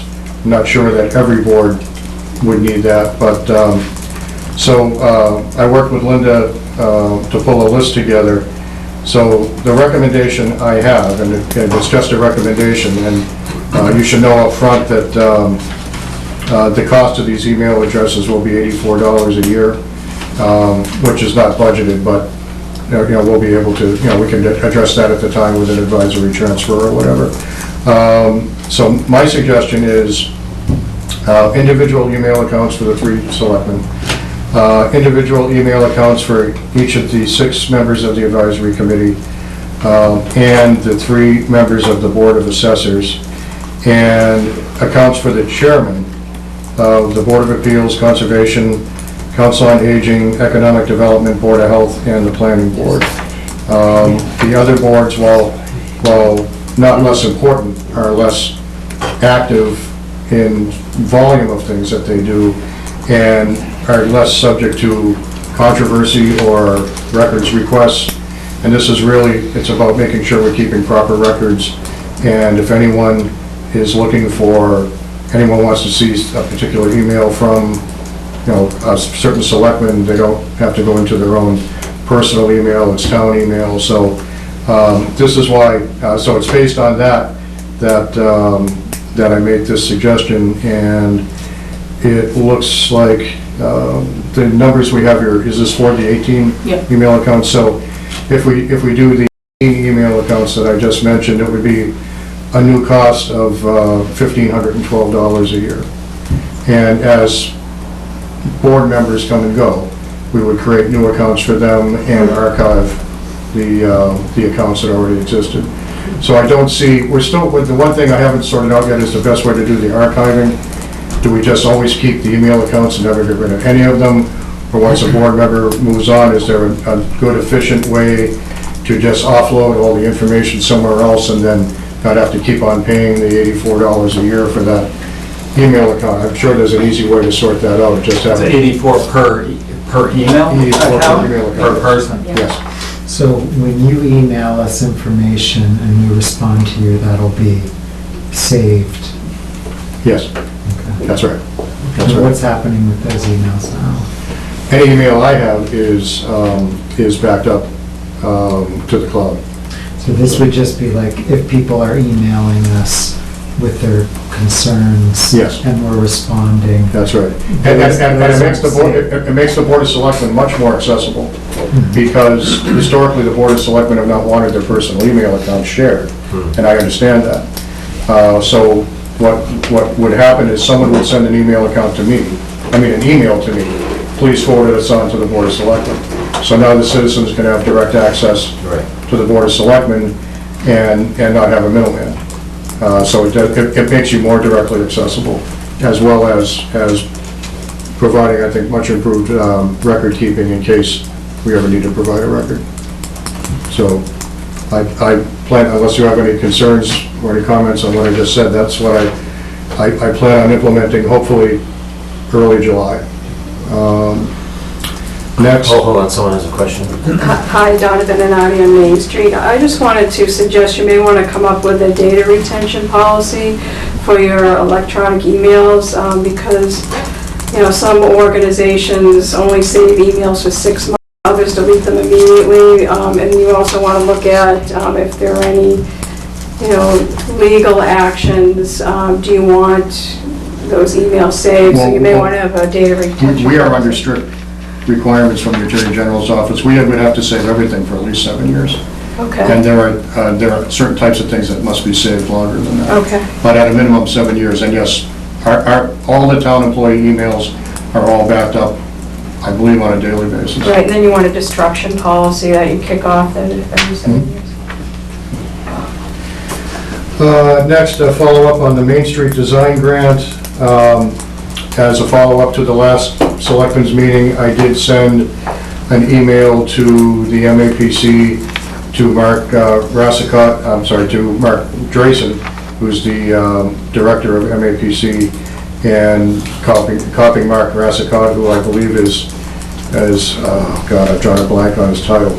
I apologize to Mark if he's watching this evening, but, and I spoke with Mark beforehand, before sending the email, telling him of our intent to apply for prioritization grant assistance, the $50,000 we talked about that would position us to put together the study for complete street grant funds. And Mark Rassicott was extremely helpful and said exactly what should be in the email. It didn't have to be long. He said, I liked his attitude. He said, you don't have time to type it, we don't have time to read it, just give us what you're looking for and that'll get you on the list. And I sent it and said if they needed any more information, please let me know. I got it out Monday and I've not heard a word, so I believe that we are on the list for that. I will be following up with Mark again next week, but I think we're good to go there. We're in queue. The FY16 funds have already been allocated, which is understandable because the fiscal year ends in 3 weeks, but we should be in line for early on. FY17 requested start of no later than September. I don't know if that's feasible or not, but that was the request that I made in the email. So is that receipt of that grant? I mean, what are the odds of receiving it? I think it's very good. I think the state's trying to make that money as available as possible. I think while they certainly allow for the use of consultants, I think they're pleased. I think the state would be pleased to see the planning agencies doing most of this work, and they have a lot of experience in that area. They've done it already. So I think we have a really good chance at it. I really do. And Mark was very encouraging. And can you send me a copy of that? Sure, I'll send it to the 3 of you. I would also suggest that, you know, as part of this whole process, since we need to look at 117 as a corridor. Yeah, I'm sure that'll be Right. a key part, because what I identified was 117 from the Stowtown line to 110, Right. Still River. No, what I'm driving at is I think it would behoove us to have Barry Lorien come in. You know, we've met with him in the context of the activity that went on over a year ago. You and Tom met with him, but I think it would be good to have Barry come in and meet with the Board of Selectmen, because there were some items that came up yesterday in the Tri-Town meeting concerning the high school and crosswalks and speed limits and all of that. And I think, you know, as part of that discussion, I think it would be good for all of us to hear from Barry and once again get his comments on you know, what we're planning on doing. And I will draft a letter for the Selectmen's signature for the meeting of the 23rd. I will get it out to you in advance so you can review it and be prepared to make any suggested edits you may have. So you can sign it on the 23rd, and then we'll get that off to Barry and invite him to a future meeting. And then what are the next steps following this for the complete streets it seems to me, the way I understand it is we need to get that prioritization study done. So that I think that gives us the roadmap to work from to pursue the complete street funds. So it seems to me that the key right now is to get that prioritization work done. And that will be done, paid for by The $50,000. $50,000. That's right. So I think we've got a lot of good stuff coming up. Okay. What I was wondering is if, once you get that grant, if you're planning to put together a committee to oversee and work with the consultant on that, because it seemed to me that that makes a lot of sense, because they're going to need to have a focal point that, probably in addition to Don, that they would need to work with, and I think you ought to give that some thought as you get closer to that process. The complete streets is it's limited to a number of things that we can do with that money. There is, it is. I mean, I've reviewed the criteria, I can't recite it off the top of my head.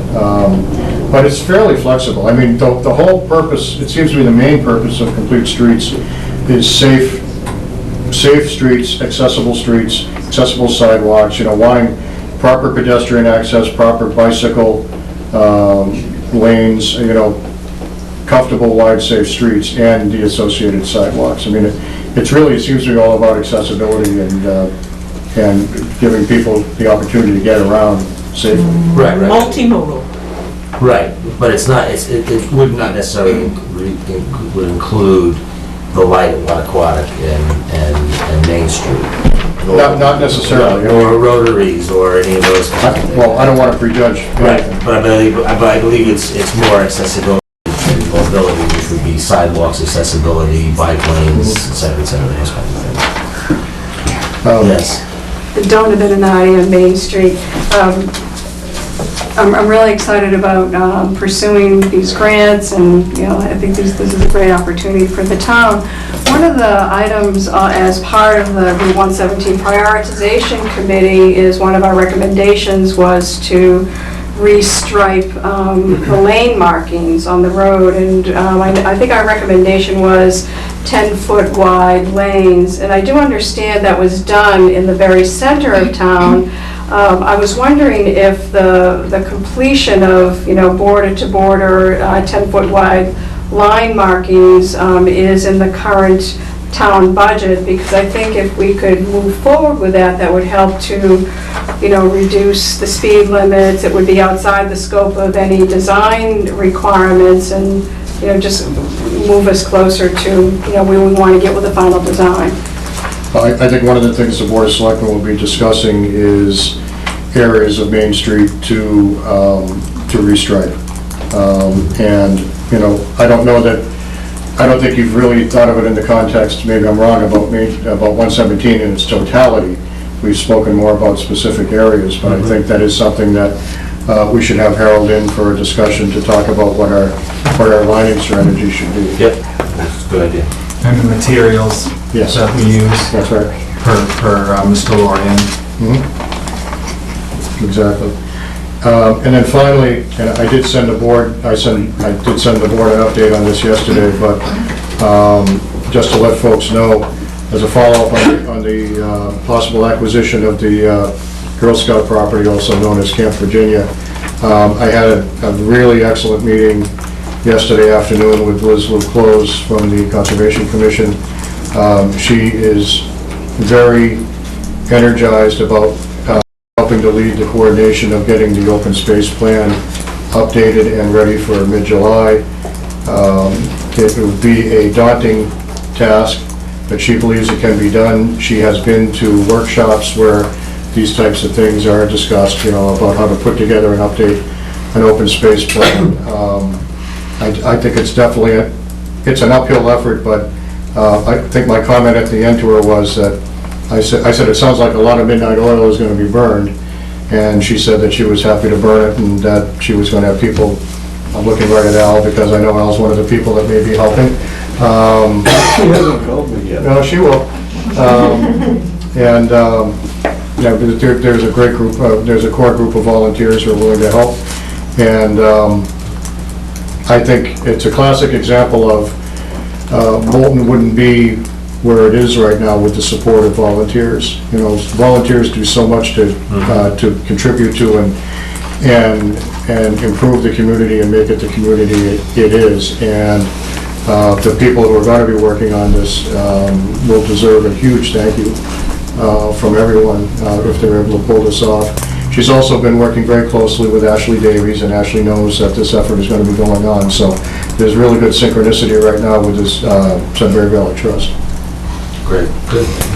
And so the big thing is the open space plan. Yes. And then what else needs, because what else needs to be accomplished? Largely, I think it's the grant being written, which Ashley will do. So, I mean, Ashley's carrying the ball on the grant, and the volunteers from the town will be carrying the ball on trying to get the open space plan updated. But Liz is very aware of what needs to be done, and I've told her that I'll make whatever staff time is needed available. You know, it'll be a top priority for the staff. I think the big thing will be Gary Perwack, our IT person. They're going to need help with the GI mapping. Jeff Lawrence from the Conservation Commission has done wonderful work on mapping trails, and this guy that I have right here that just came out, there's a team of people on it, not just Jeff. It was actually published by Jeff and Martha Lawrence for the Bolton Conservation Trust, and it's got great color pictures and maps of our various trails. Some people that contributed to this are here tonight. I don't want to get into naming everybody and missing somebody and offending them, but the trail maps are not necessarily a major component of the open space plan. It's really town-wide mapping that they need and assistance on that, and anything that we can do in the town hall to support that, we'll do. Great. Good. So unless the board has any other questions, that's all I got tonight. Next up is Board of Selectmen business. Thank you. You're welcome. We have the officer's warrant for unlicensed dogs. I think this is your... Can you check that, Michelle? Yeah. It is. We have the document here, if you gentlemen have any questions on it. I believe it's a similar... I do. Yeah, it's the same from one year to the next. Our animal control officer. So what is this, John, please leave the door open. I just didn't want the noise. I couldn't hear when they were leaving. so what are we doing here? What is the purpose of this? All towns do it. It's a warrant that simply says that you are authorizing me to go out and capture all the unlicensed dogs, which is, not how it happens. But it's record keeping. Every quarter I turn in what dogs have been picked up and what happened to them. Unfortunately, although we have had stray dogs in Bolton that were never claimed, there's been a very high rate of being able to get them either into different kinds of shelters or programs so that they get adopted. But it's just giving the authorization to do that. And it talks about record keeping. So, but this would allow you to catch and confine all dogs not duly licensed, collared, or harnessed. So this is basically, if they haven't complied with the town's annual licensing, then this would authorize you to take the Yes, and sometimes if, for instance, a dog wanders and it does have a license on, there is the town bylaw that says that dogs aren't, that's not okay. So I sometimes do pick those dogs up, and I usually try to, the minute that they hit the kennel, I try to get a hold of the owner so that they know where the dog is. But this is specifically related to the annual licensing. Yes, yeah, it's tied in with that, yes. And so I did see that, just because we've had a lot of these conversations about money, I mean, could it possibly be that we're down to, what, 30 people who haven't responded? 25 households and 30 dogs, which is actually, pretty good. And, some of these may even be I made phone calls to everybody. I wound up on both voicemails probably 2/3 of the time, reminding people that their dogs do need to be licensed. So, it may be that some of these dogs no longer in Bolton, and people just didn't think it was important to get a hold of the town. So it isn't necessarily just, there may be, the count may also include other situations than So- just simply not licensed. So if we go ahead and sign this, what happens next? Like, what do you do? It really is just going on what's been going on. I've been doing this since 1998. It's really all the same. It just gives me authorization to take the dogs and put them in the kennel, and then, try to get hold of owners. But vis-a-vis the context of someone not having paid for their license, are you gonna go knock on the door? I'm gonna go knock on their door and remind them that they need to license their dog.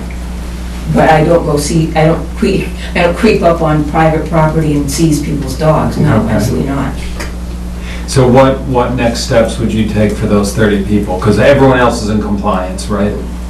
Well, to the best of our knowledge, I'm sure that there are dogs out there That we that don't never know were about. licensed and therefore have never been on the radar. We've tried different things. We've tried by making house calls. The problem with that is oftentimes it's, I just leave a note on the door saying, please call me, and sometimes people do and sometimes they don't. But it's also expensive for the town because the town compensates me for mileage. And, that's, so I try to do as much by phone as I can. I've already called everybody on the list, and where there was an answering machine, I would leave a message. Have had very few callbacks, but some. I actually called one person who no longer lives in Bolton, and he had listed his cell phone, and he was in Colorado. So I told him he really didn't have to worry about it at this point. And have they've all received certified letters? No, because again, that is extremely, extremely expensive. We may wind up, what we're trying to do is do it the most efficient way. We've tried different things different years to see what works the best and what costs the town the least. Certified letters are really expensive. Yeah, $5. Yeah. Yeah. And if you have, what is it, like Pam said, 150 25 households. So, so we're trying to do it the most efficient and least costly way. One of the suggestions also, and Pam got a copy of the letter, in Stowe, the chief of police sends out a letter somewhere in this list of stuff. And, I don't know whether that has a better effect or not. This letter, I think, was probably, this is the one from Stowe. I would probably use different wording, let's say that. But how does this play out now? We sign this, you start, what do you do next? Pretty much what I've been doing all along. I mean, You because... keep knocking on doors, making phone calls? Yes, absolutely, until we either have an answer that somebody doesn't have the dogs anymore, or the dog gets licensed, or, there's some kind of reason, for instance, if it's an old dog, sometimes people think they don't have to be licensed, but they do. There's a provision that if you have a dog that has such a medical condition, including old age, that can't have a rabies shot, all we need is a copy of a letter from their veterinarian, and they can get a license in a sense, but it's not the same as having a license if you do have a rabies shot. I mean, do any of these people end up in the court? We did that last year, and, it wasn't terribly successful. What we did is, I think it was 8 or 9 people I actually filed to take them to court, and what happened is, in the 11th hour and counting, only 3 more seconds to do it, they would come here, pay for their, so it got to be a game. They would pay for their license, and then I would have to get a hold of the court saying, skip this one, skip this one, skip this one, and, 8 people wound up to be, I think, 2. I'll make the calls myself before anyone gets a warrant to be brought to the court. I would like to become involved. I'm volunteering my services to make a call. Well, would you be calling as a citizen or a person? I mean, I'll call up in whatever is appropriate. Because we have I have called everybody on the list. No, I know you did. I'm Absolutely. just saying, in order to avoid having someone be dragged into court over this. Well, but the thing is that even if it's the 11th hour, all they have to do is come in and Right. pay, and then... And what, are they served by a constable? No. The way the system, the next step would be I would write a citation, because failure to license, that's part of what the laws are. So I would write a citation. I would send citations for every dog, and so that one person might get 3 or 4 citations if they have 3 or 4 dogs. And it's not really a citation, it's a fine. It's a violation of a bylaw. Okay. And so... It's remedied here in the town. Oh, absolutely. All they have to do is come in and pay it. If they don't pay it, and there isn't a reason like that dog died, or that dog doesn't live here anymore, it's with my aunt in Wyoming, if they just plain don't respond, then... And what is the annual license fee, $15, or what is it? It's $10 for a spayed or neutered animal and $15 for one which is intact. Okay. However, there is now also a late fee. I mean, if you pay on time, that's what it costs. The other thing that this does, which is kind of, a little bit of an oblique thing, is that in order to license your dog, it has to have a rabies shot. Right. And so what it's also Expensive. doing is it's making certain that all of these dogs are in fact vaccinated. There is a state law in which, in fact,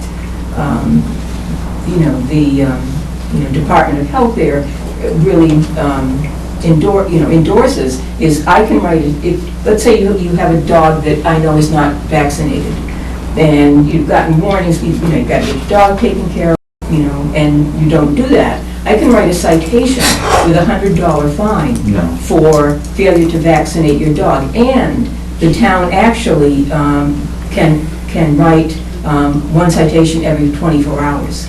So you could be getting $100 per day fine. I've never done that ever. Is there a waiver based on financial difficulties? Is Not there for a waiver rabies shots, there's not. No, for the Well, if registration. you do it on time, it's $10 for a spayed or neutered animal. I don't know how you could make that less than that. So And- when you reach people by phone, Mhm. what do they say? What's their reaction? Most of them say, oh, God, I forgot to do that, thank you for calling. Nobody ever takes it, as an invasion. It's really I'm calling, and I don't say, gee, you haven't taken care of your dog. It's like, our records show that your dog is not licensed yet. Do you still have your dog? If you don't, just let me know and we'll take you off our list. It's that kind of a phone. And are they more the people who are they more elderly, or is there any, it's not any rhyme or reason? Absolutely not. Yeah. No. Just because the rabies shot is probably $100 or so, right? No. Oh, no. Most vets, depending on, well, there's also the clinic. How much does, I think it's $10. Yeah. At a Stowe's clinic, I think it's $15 for a rabies shot, if you go to the yearly clinic. And the yearly clinic in Bolton is in March, which is ahead of when any of the fines would be happening. You get your dog done at that clinic, and, that it's very low cost. Well, if I can help in your Well, I discretion, appreciate that. I'd be glad to I will- jump in. Yeah. I'll remember that. I think the issue at hand here is the approving the officer's warrant for the unlicensed dog. Oh, the other thing too is that depending on how Chief feels about it, if we mitigate the letter that Stowe uses, I think it's too harsh.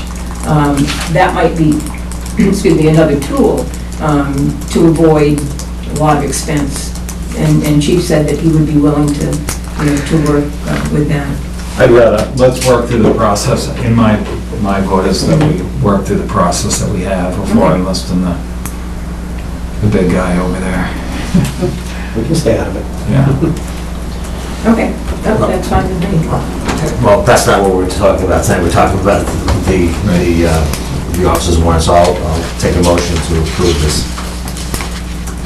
I'd like to make a motion to approve the officer's warrant for unlicensed dogs in Bolton. I'll second. All those in favor signify by saying aye. Aye. Aye. You have for the sign one? Yes, I do.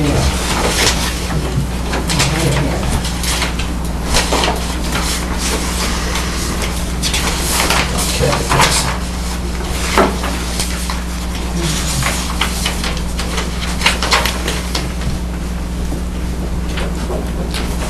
Okey-dokey. Next up on the agenda is to vote on the transfer station stickers for seniors for FY17.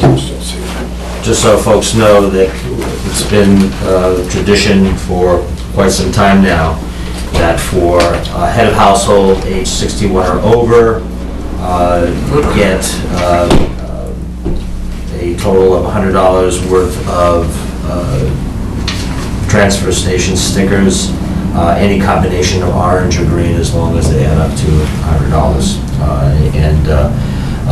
They have to be 61 or over starting July 1st, 2015. Actually, this is... Yeah, this is fiscal years. I'm showing you what we're doing Okay, now okay. and asking. Right, so this will be for starting July Yeah. 1st, 2016 through June 30th, 2017. Right. And the orange ones are $2.50 a piece, and the green ones are $1.25 a piece. So, And this came up at advisory too a few times. What does this cost us, or? well, it doesn't. Well, it's a loss of revenue of $100 per household that takes advantage of this. Household or a person over 61? Head of household. Head of household. Yeah, so it's one. So it's not like if you have 5 61-year-old Yeah. people, you don't get $500 worth. You still get $100. So it's like 60 tickets, something like that, 60, 70 tickets, stickers. If we could, Well, it's, That- it's that- 40. The 40 orange or $40 $1.25. It's $100. It's $100. 40 or 80, yeah. 40 or 80. 80. Okay. Or any combination. True. So we've pretty much done this pretty much every year. So how many people are taking advantage of it? I don't have that number. I can certainly get it for you. it's very popular, I know. Yes, it is very popular. I'm sure if Terry were here, she would be all for it again. But if 100 households, that's $10,000. Yes.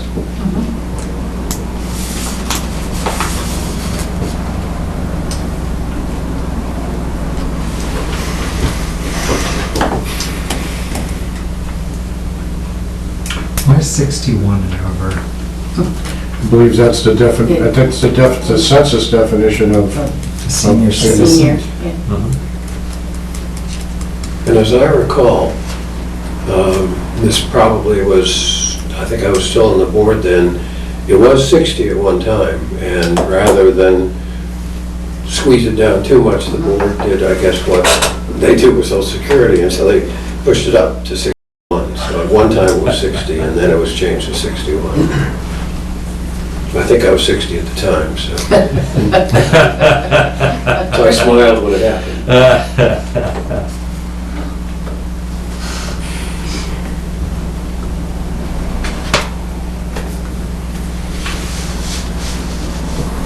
Well, gentlemen, do you have any questions or concerns, or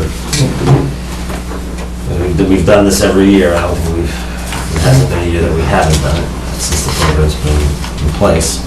Well, so you probably use it, and No, I don't. Mr. True. I use it. I don't qualify yet.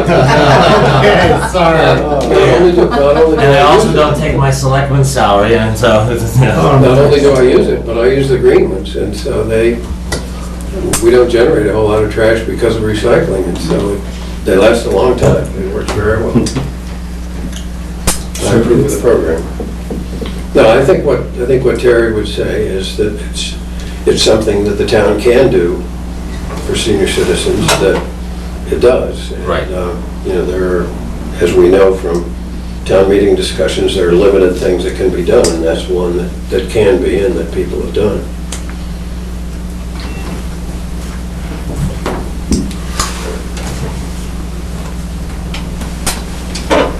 I'll make a motion to approve the transfer station sticker program for seniors for fiscal year 17. Second. All those in favor signify by saying aye. Aye. Okay. Next year. I get it, next year. Next is to execute the municipal roadway vegetation management plan. This is a plan that Carol puts together pretty much every year. So how is it? John? This is funded through the budget. It's a budgeted item. I believe he uses the same materials every year. The materials need to be environmentally friendly. We go after the same thing pretty much every year. Right. So, what's the cost?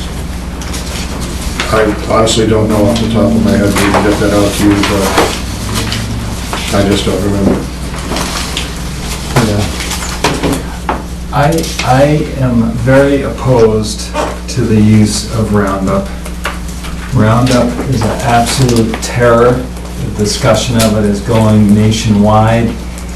I mean, it is an absolute chemical terror, and I will vote against this because of that reason. I mean, I have been reading for many years a site called Age of Autism because of the explosion of autism cases, and it's somewhat anecdotal, but it's a very smart website, and I just Googled it today when I started looking through this, or yesterday, and you know, Roundup comes up immediately with all the breast cancer, all of the autism, all of the cancer. I could never, ever vote for something like that. Well, we can certainly defer this to the next agenda and ask Carol to come in and be prepared to discuss alternatives to that. Yeah, organic alternatives. I mean, this is to basically spray the side of the roads to keep the weeds down, right? Weeds, poison ivy. Right, I mean, I remember bringing this up with Carol Gumbart a few years ago, because I was noticing that natives were getting sprayed, like poison ivy is a native, but that we weren't really going after, invasives. So it just, to me, this seems like a summer make-work program, and so that's why I was wondering if it was funded by the state. I don't believe it is. This is something like the young hires that DPW brings in the summer do, and so they kind of go around spraying the edges of the road in different spots. And I could be wrong, but I have recollections growing up of them going around with a tractor and a sickle bar. Yeah, I mean, that's what used to happen. Yeah. That's Actually, that still occurs. That still occurs. In the apple orchard. So we'll bring Harold into the next meeting. That would be good. Yeah, if you look at the list, I think that these are proposed, so I think there are, in each category, there are a number of items, of which Roundup is one in a particular category. If you look on the first page, you'll see there's a sort of generic name, and then there's a And it's all kind of company product name. So I think, mowing for, visibility, right, sight lines, things like that makes sense, but kind of, this kind of weeding the roads of Bolton seems, And it just washes off, it can get into the water supply, it's literally applied so much that it comes down in the rain, and it's absolutely vicious, so I'd like to hear from him about an organic alternative, or, something else other than using chemicals and Dow products and Monsanto to keep the weeds down. Okay, we'll do that for the next meeting. and what it cost last year. All right, then we'll move on. Next up is a request from Tie Rods to place signs at Route 495, Route 85, Route 110 for the annual reunion being held at the Bolton Fairgrounds in Lancaster on September 11th, 2016. I don't have a problem with this. These guys do it every year. They're very prompt in putting it up, and they're very prompt in taking it down.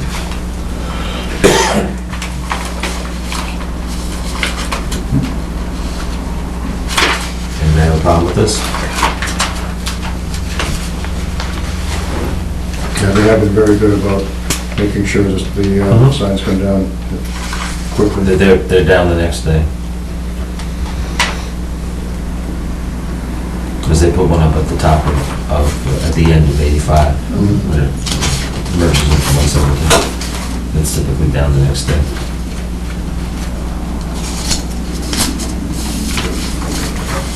And they're small signs.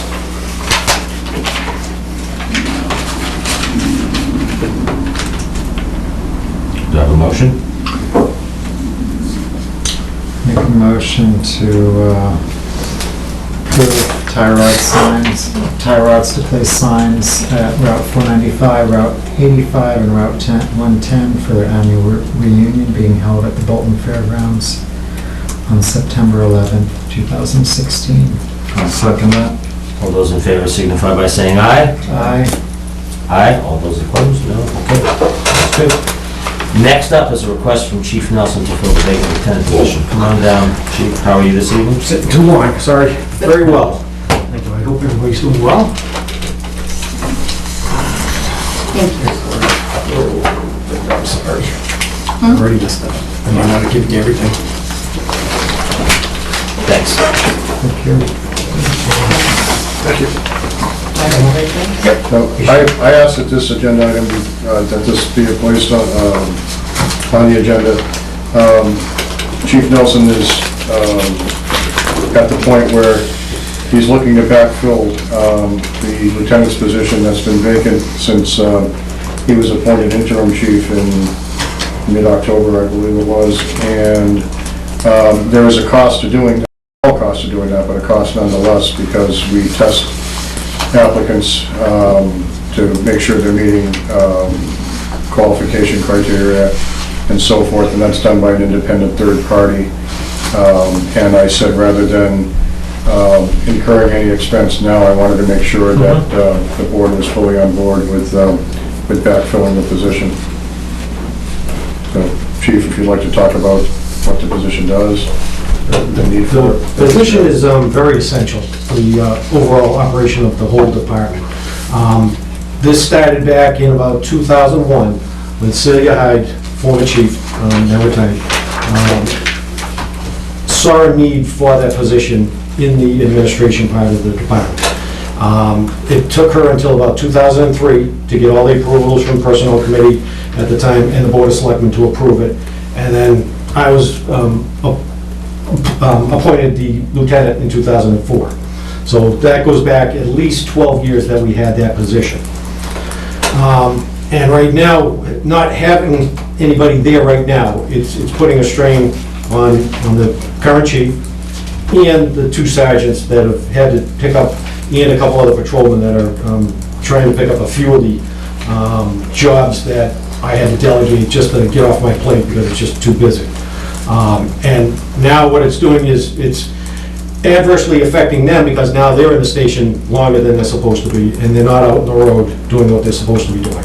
Same with me. I'm pretty much in the station 9 to 10 hours a day behind the desk, where as the chief, I really feel that needs to be a position that can be out there, where I'm here Monday to Friday to meet with the residents, meet the business owners, and build those relationships. So, as Dawn mentioned, there is a small expense. It's about $2,500 for Sampson Public Safety. He does all our sergeants' tests for the past couple of years, and he'll put on a written test. He does a quick little scenario assessment test to have the two candidates, which are the two sergeants. I've already asked both, and they both sent me a letter indicating their intent that they wanted to go for the position. And what he would do is score it up, then we would do a oral board interview, and then a final interview with me, and then whoever came out the highest would get the position.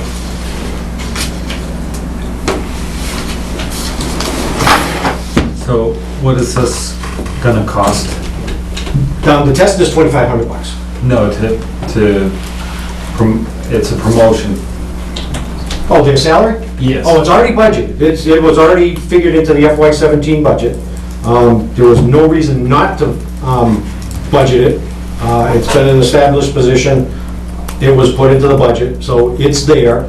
I'm figuring around 70,000, at maybe 30. I think the lowest pay is $31, $32. So I went in about $35 is 72,000. And if they qualify for any educational incentive, they would get 40 to 12% more. So when the promotion or the chief's position came up, there was never any talk of getting rid of the lieutenant, so it was just a position that we needed to budget for the next fiscal year. So that's already in? It's in the FY17 budget, Billy. Okay. So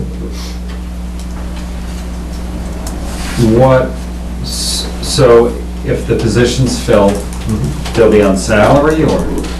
It's an exempt position, so they don't get overtime, and it's pretty much, it's like a salary, but I don't think you technically call it salary.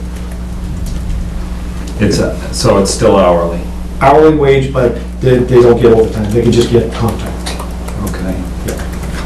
But this is gonna be, it's on the agenda next, I think, so the comp time, how does that work? Same way, so anything over 40, it goes towards time and a half. So then they can take time off, so if they build up 40 hours, they can take a week off and go from there. And how much time can they bank in the comp time? For the exempt employees, there's no limit. Union, I think they're up to 50, I was thinking, but for anybody else that's not under contract can go unlimited. So is that your contract for comp time? In my contract? Yeah. I don't think there's a limit on any comp time in the chief's contract, no. And there's no lieutenant contract. Years ago, I went in front of the selectmen and determined, I think we had like 5 points that that the lieutenant would get the same benefits as the union employees. So that they could get a clothing allowance, so they could get the stipends that the patrol officers or the sergeants would get. Similar to what's in the chief's contract, is the chief gets what the patrolman's contract gets.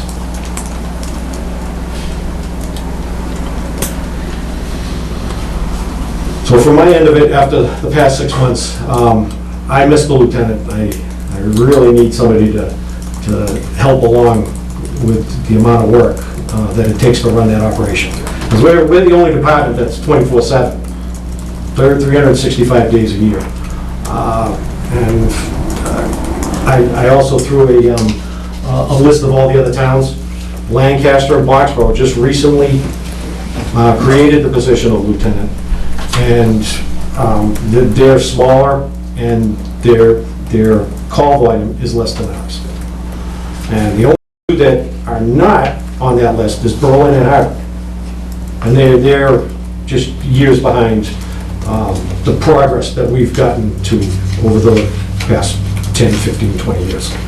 Well, I can certainly, echo, having worked with Vin for the last decade or more, and obviously working with you as lieutenant, I know exactly what activities and the amount of work that has to be done. And, from my perspective, it's a needed position. Yeah, I mean, I was looking over the ledger today, and I think your department and also, what's it called? Snow removal? Snow and ice.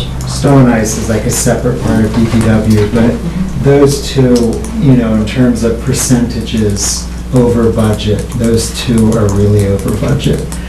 So that's a signal to me. And, you know, one of the big ones is, you know, overtime in your department is like at 126%. So that was like $120,400 this last year. So, you know, for me, I need to feel like you can get some control over your budget and control over overtime. So, you know, if considering a lieutenant, you know, that their duties would be that they would fill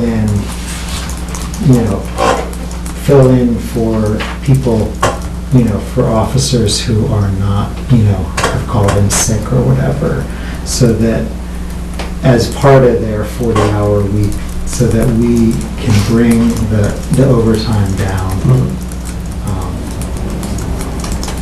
So, you know, if there's a commitment on that level, you know, I could see the value of hiring a lieutenant, but I have to say that, you know, in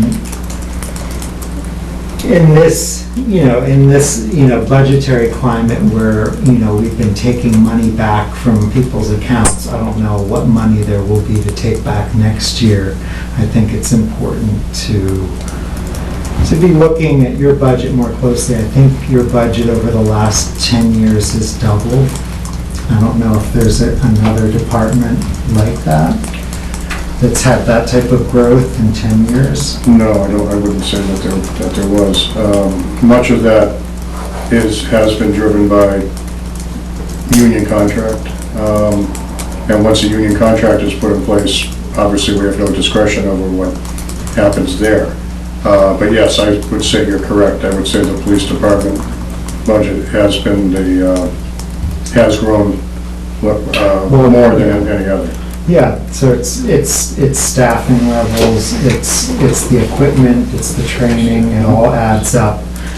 So is the police department budget like the second largest after the school? The largest. Well, is it after the school? It would be After the school. It's the largest town budget. If you look at it's the largest town operating budget. If you fold the school district in, that's of course number one in the total budget. Or as far as what we have control over, the police department, I believe, would be the largest budget. The lieutenant position, that is, as I understand it, and we've met about this with Dawn and Donna, the hiring of a lieutenant isn't going to decrease overtime.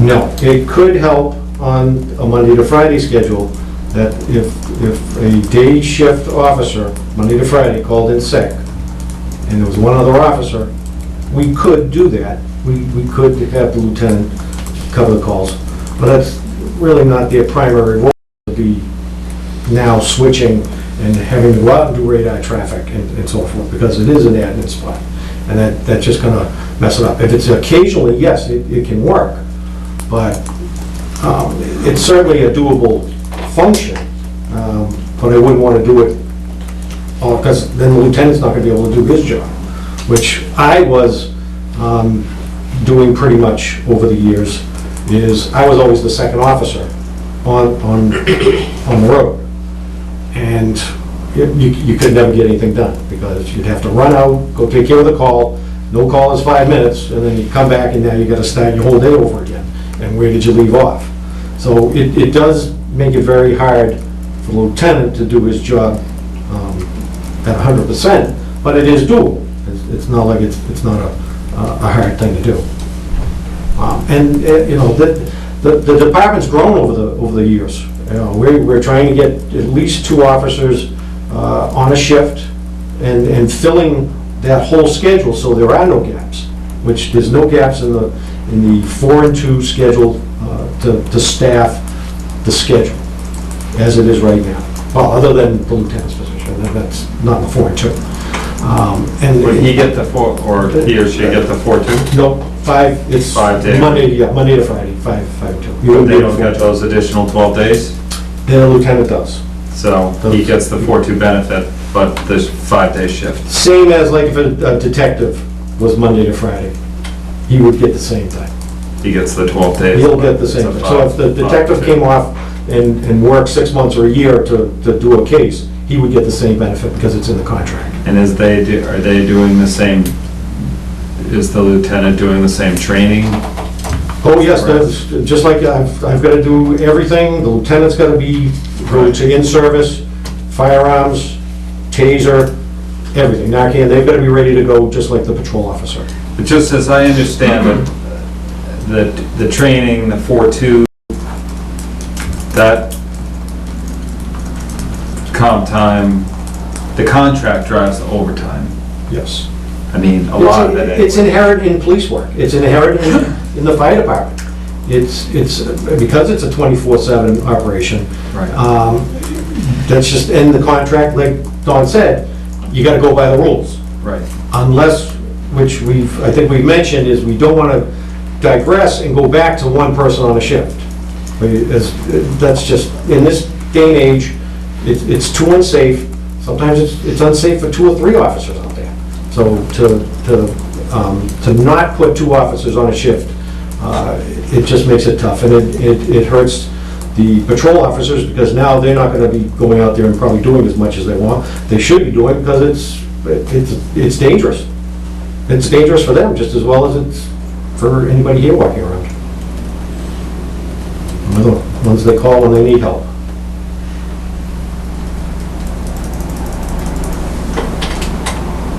There's been a few things since I was elected that has been a little shocking to me, and the cost of police services is one of them. With the contract, the amount of time that ends up being paid for not being on the road, so. Oh, and that's what this is gonna do if this position doesn't get filled, is the officers are gonna have to pick up more opportunities, and they won't get their regular stuff done, and it could lead into more overtime, because they're gonna have to get it done sooner or later. And I can't keep, like the detective, if he gets too swamped with work, I've gotta take him off of his 4 and 2 schedule, backfill his shifts, so that he can come out and do the investigative work that he needs to do. Because he can't patrol the town and knock on all the doors and go out of town and make the calls that he has to, unless he's off the 4 and 2.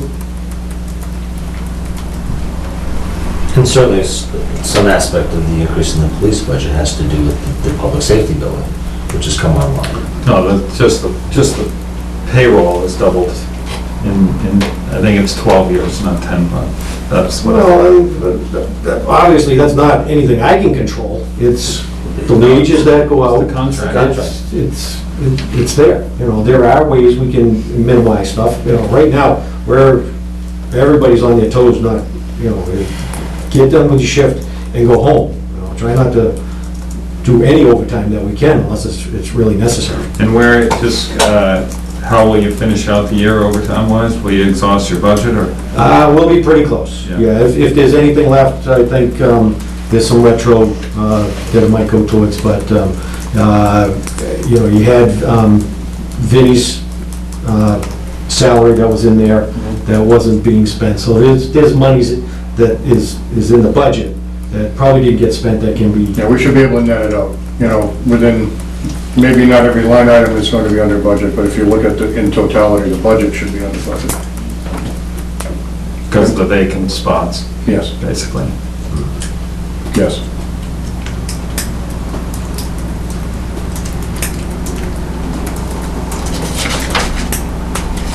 And don't forget, you just mentioned, we have an officer that's leaving us.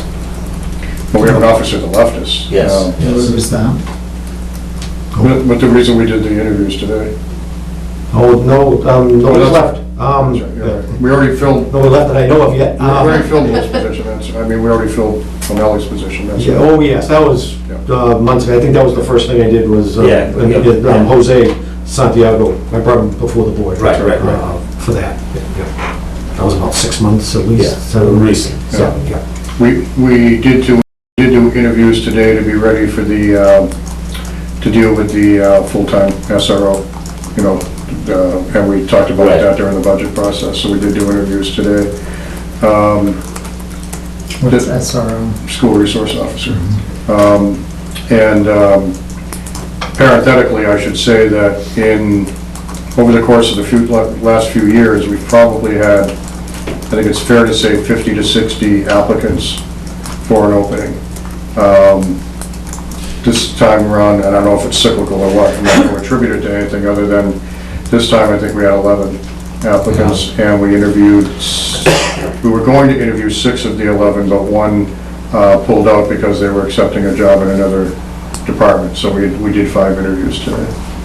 For a patrol officer? Entry-level patrolman. Entry-level patrolman, that's right. Talking to a few other chiefs, it's tough finding qualified people out there right now. And there's not a lot of candidates for positions.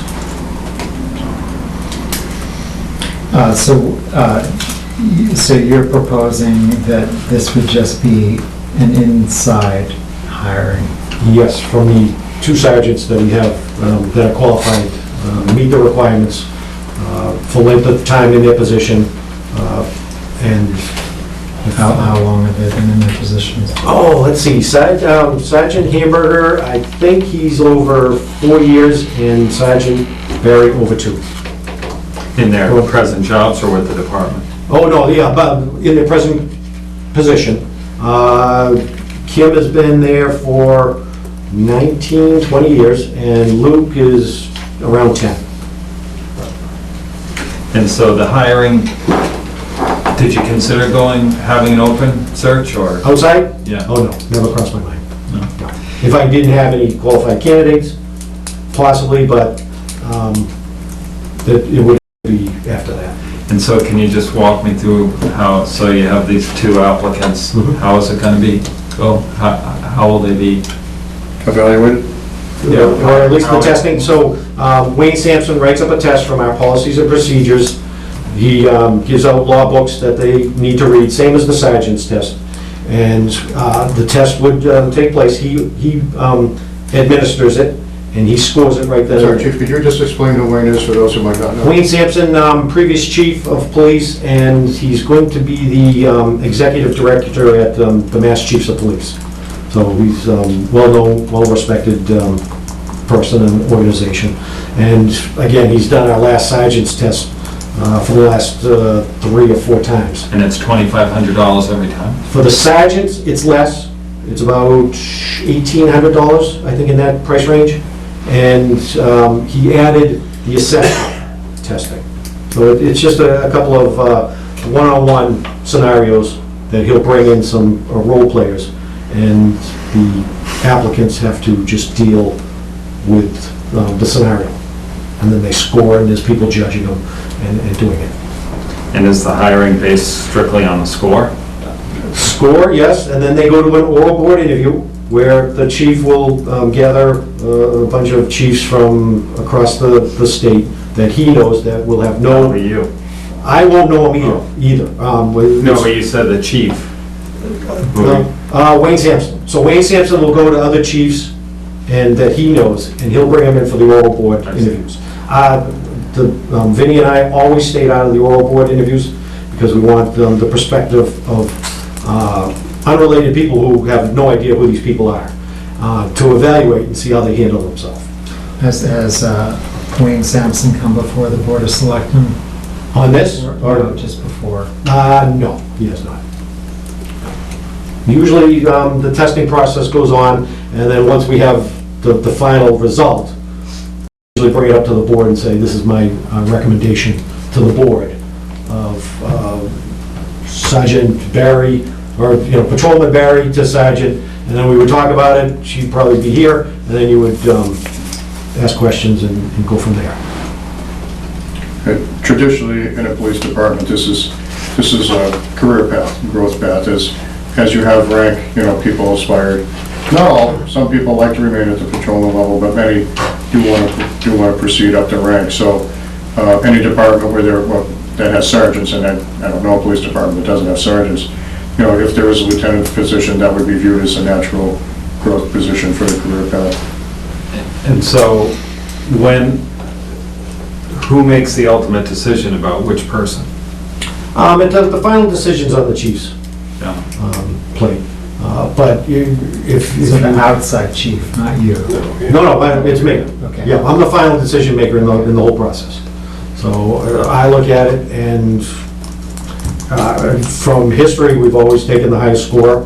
Whoever has the highest amount is usually the And are person. the tests vetted? I mean, are they vetted for, discrimination and all that stuff to avoid anything that might come? Well, that's why I think we're paying $2,500 is, But is it vetted against, I see the police exams all the time come under litigation. yeah, and I don't think I've seen a test that I can recall before was administered. And these are the people that know the rules, like you're saying. They know about being. I think Boston has a suit right now on a sergeant's exam or something. Well, that's Boston. I don't want to be in the same. Right. No, but it's important to be compliant. Would they be civil service? I don't know. I think they would be. Yeah, Boston probably is civil service. Yeah, so that's the state's test.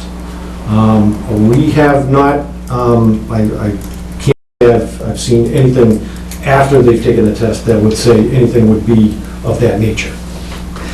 Because they're taking it from our policies and procedures and the law books. Right.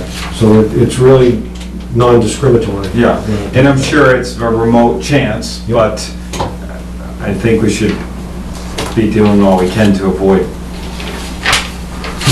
I certainly can sit down with him before he administers the test. I mean, is there there's a state promulgated, is lieutenant's exam or sergeant's exam or? But that's civil service. They don't get involved with the municipalities. I see. Yeah, because they've got enough on their plate with the civil service part. Right, but does he vet the forms that he uses against theirs, or? I think he'll match them, or he'll at least say that this is in the same category or not, but I don't even think we're even near what civil service is giving out. Bolton is very fortunate that we're not a civil service community.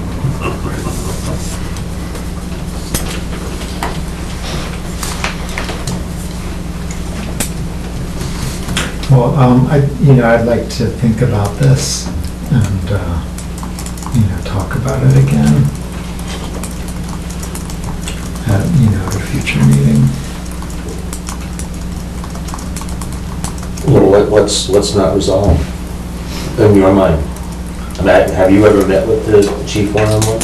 Since you've been The issues that I brought up before, so we are in this budget environment, and, the police department has a very big budget, and it's not in control. It's, if you look at the percentages in every area, you're over what is budgeted. And so I think that has to be taken into account. And so it just seems like we have a Cadillac police department, but people are saying they want us to control. Well, that's what I would need to know, is where are we out of control? I don't understand where the police department's out of control. Yeah, I didn't say out of control. You just did.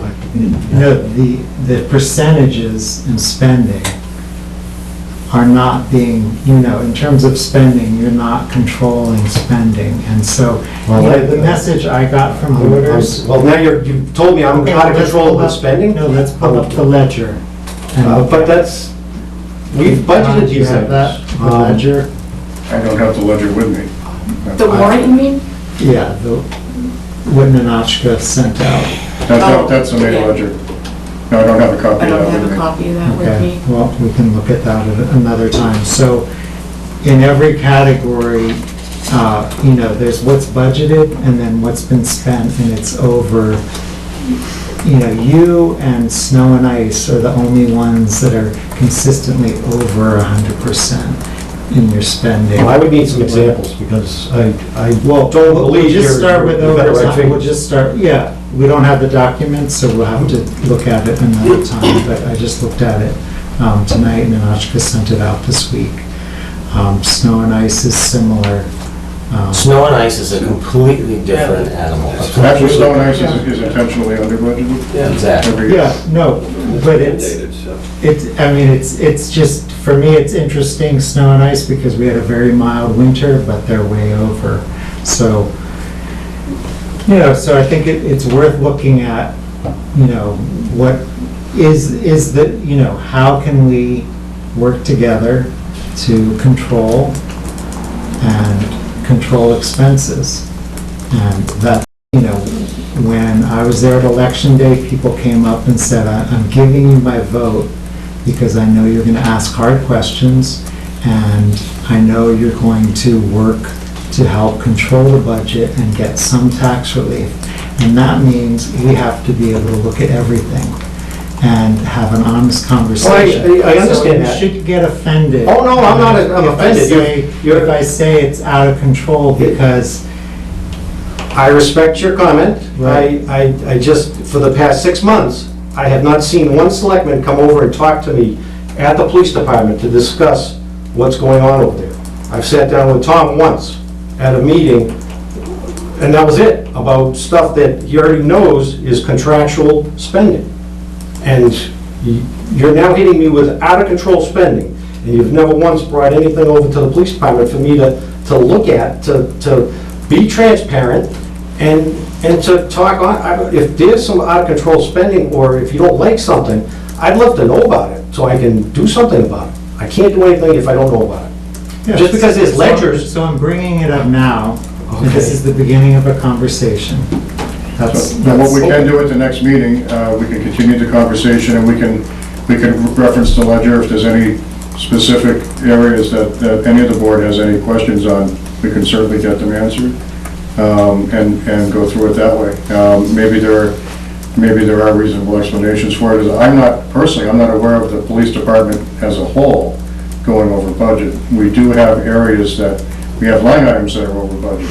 But the budget itself should be netting out where, I'm not aware, the chief has not informed me that we need an advisory transfer at the end of the year, and I've not seen where we need an advisory transfer at the end of the year.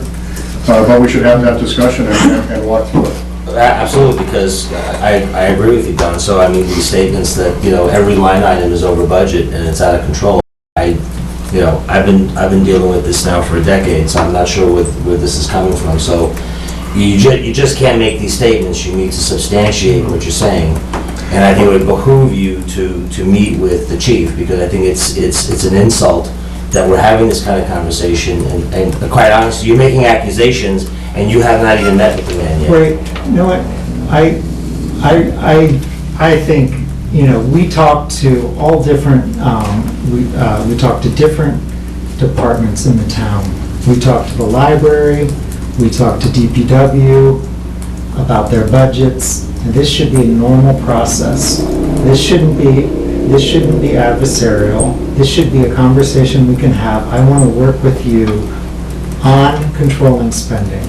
That's what I'm talking about. And we do it with the library, we do it with all other departments, but somehow people take offense and are very sensitive when it comes up with the police department.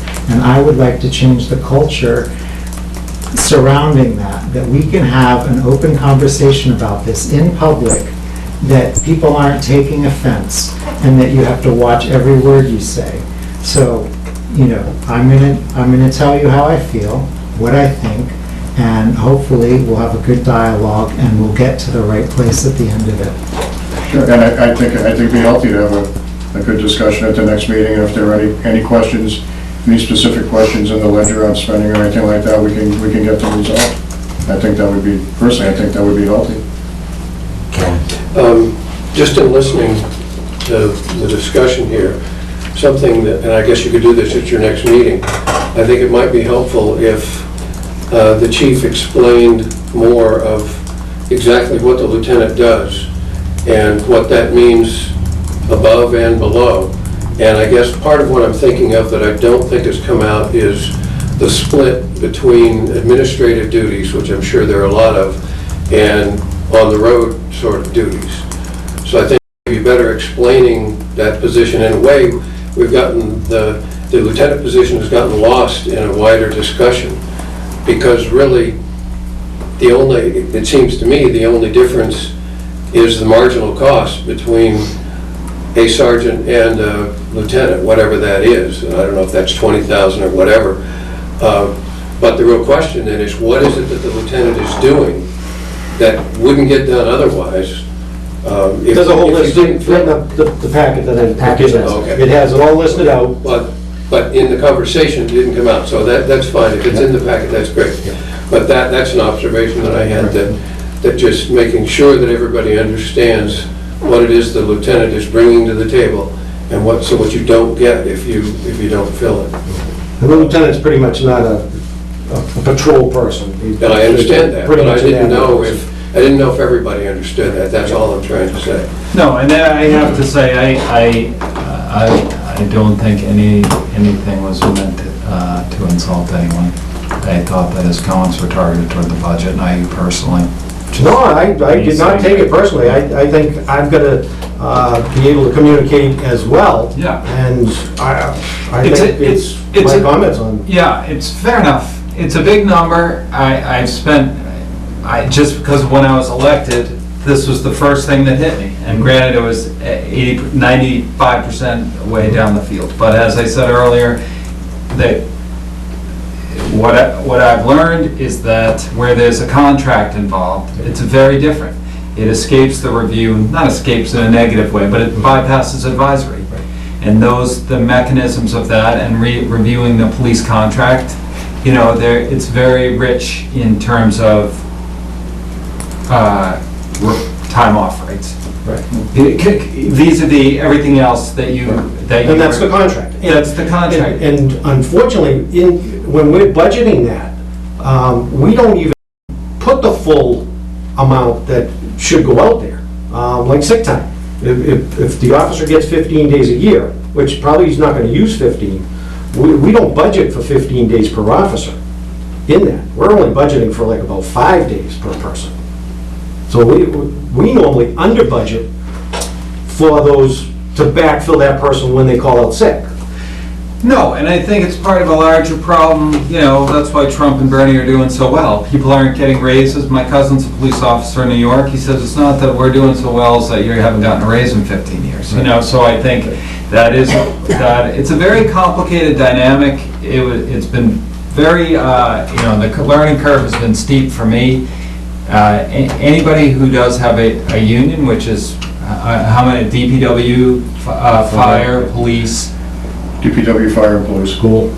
And the teachers. The school's beyond our control. I mean, but it's the same thing. Oh, that's where it's growing. And then we all sat through every advisory meeting there was, and we're talking about literally $100. So to go from that kind of construct to then reviewing the contracts of the unions is, I have to say this because I'm a lifelong liberal pro-union Democrat, but it's a problem when we're steaming towards $11,000 annual tax bill, where, there's no relief in sight, the state's $500 million short, forget the federal government, every single dollar that's being spent in Bolton right now is coming right out of people's wallet.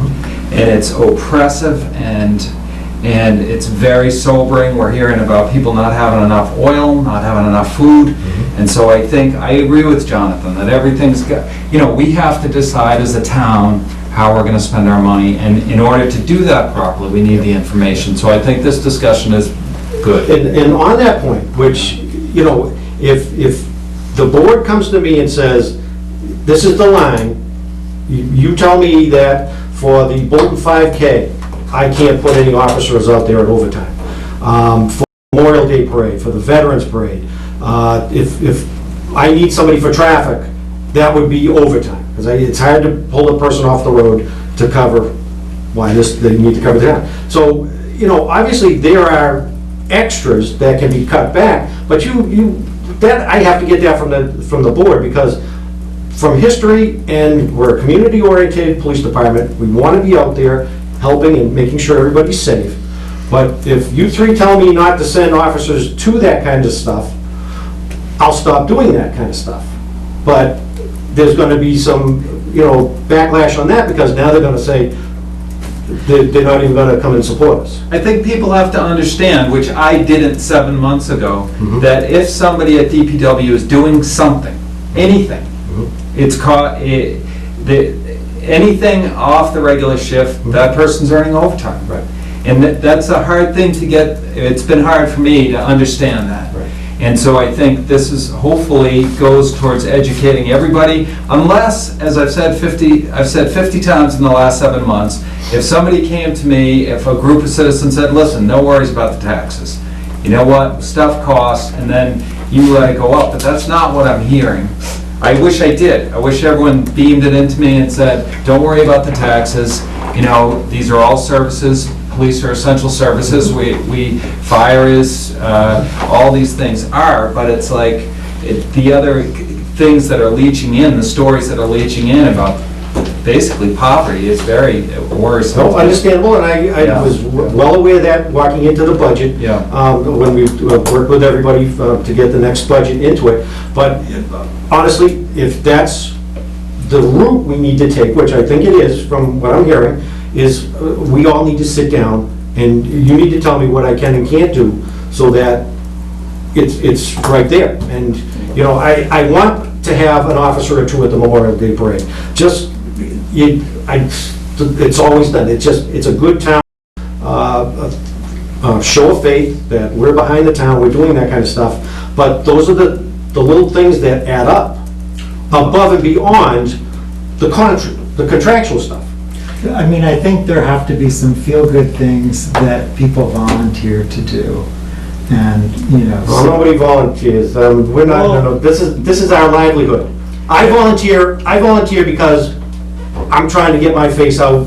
I've been behind the desk for 12 years doing the lieutenant's thing, and that's what I told Vinny. I said, I'll run the place, you go do the politics out in the road and work the budget, and you do what you need to do.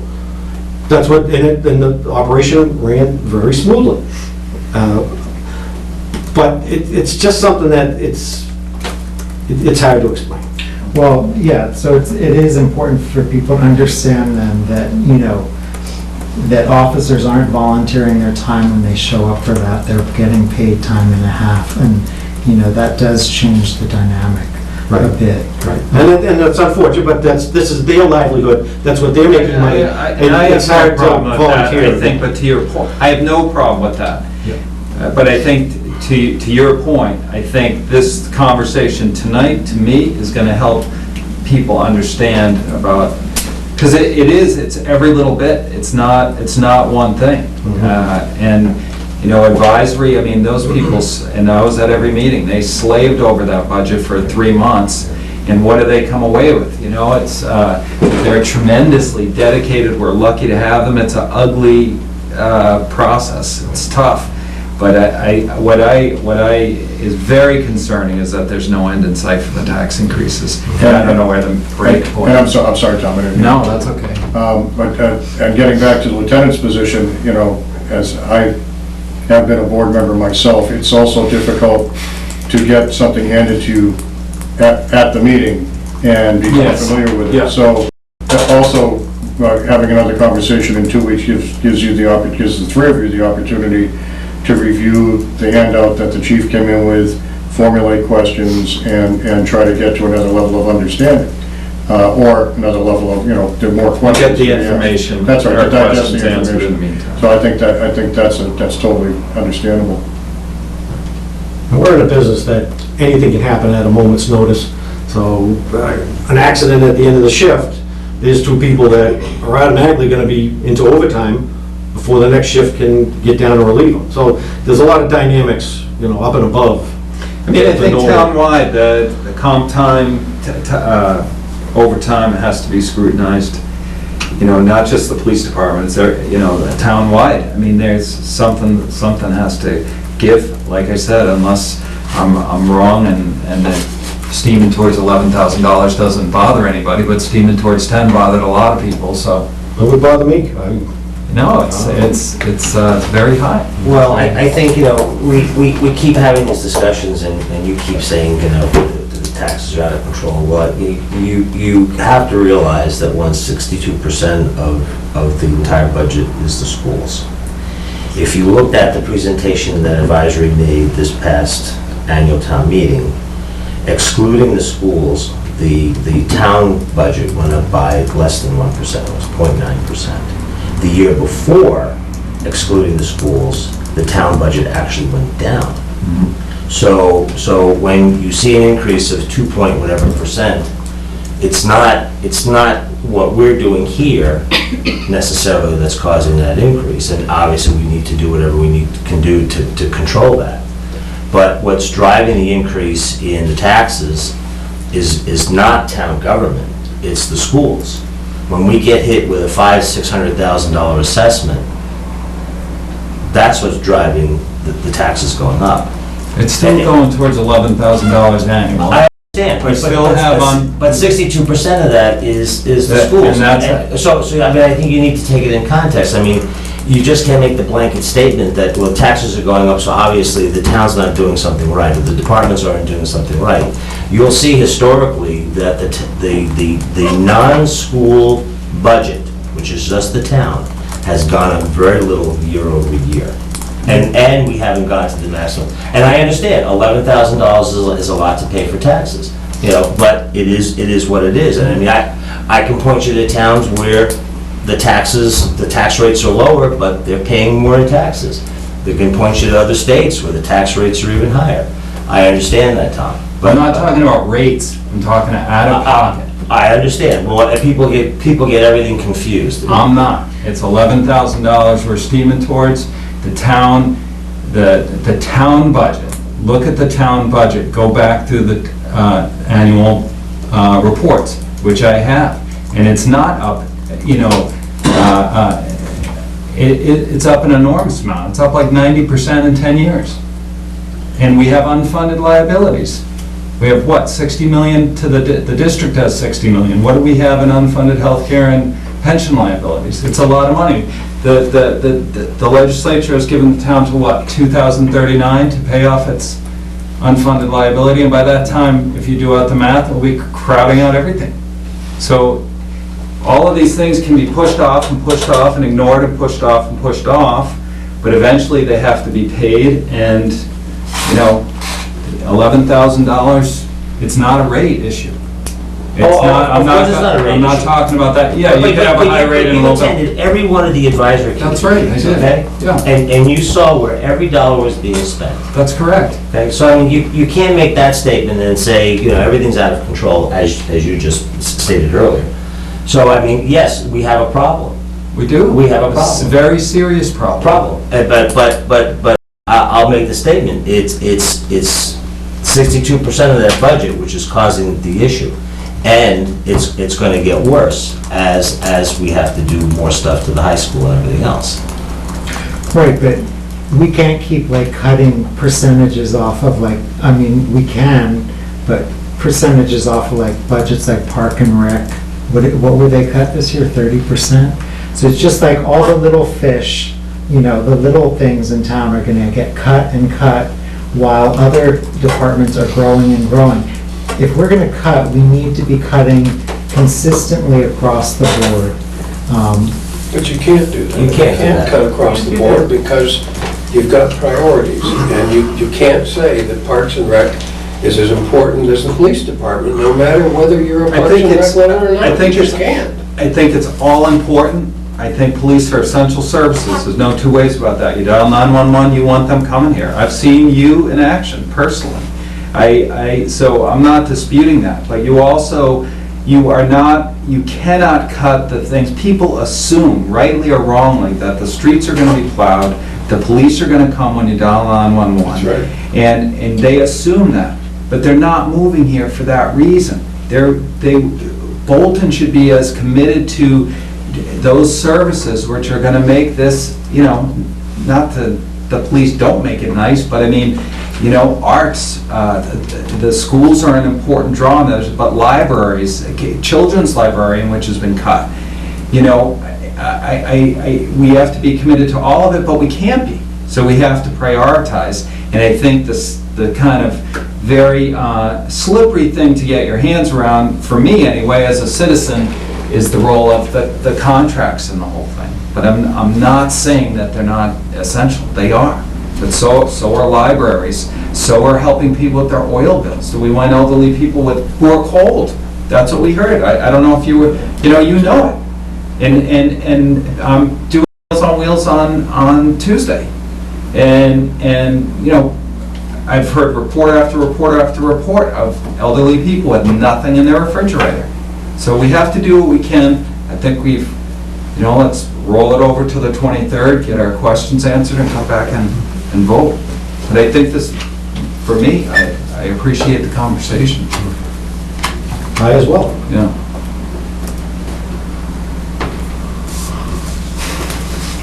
So we'll add that to the agenda for the 23rd. Yes, whatever.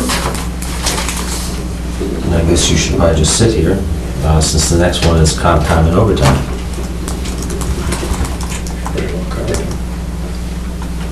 I don't know, I mean, I didn't put it on. I Very did. well covered it, haven't you? No, well, I would like to know about comp time and overtime townwide. How it works, who's eligible, and what the town's liability is for the comp time. Okay. I can't give you a dollar figure for the comp time. I can provide it, but I can't give it to you tonight.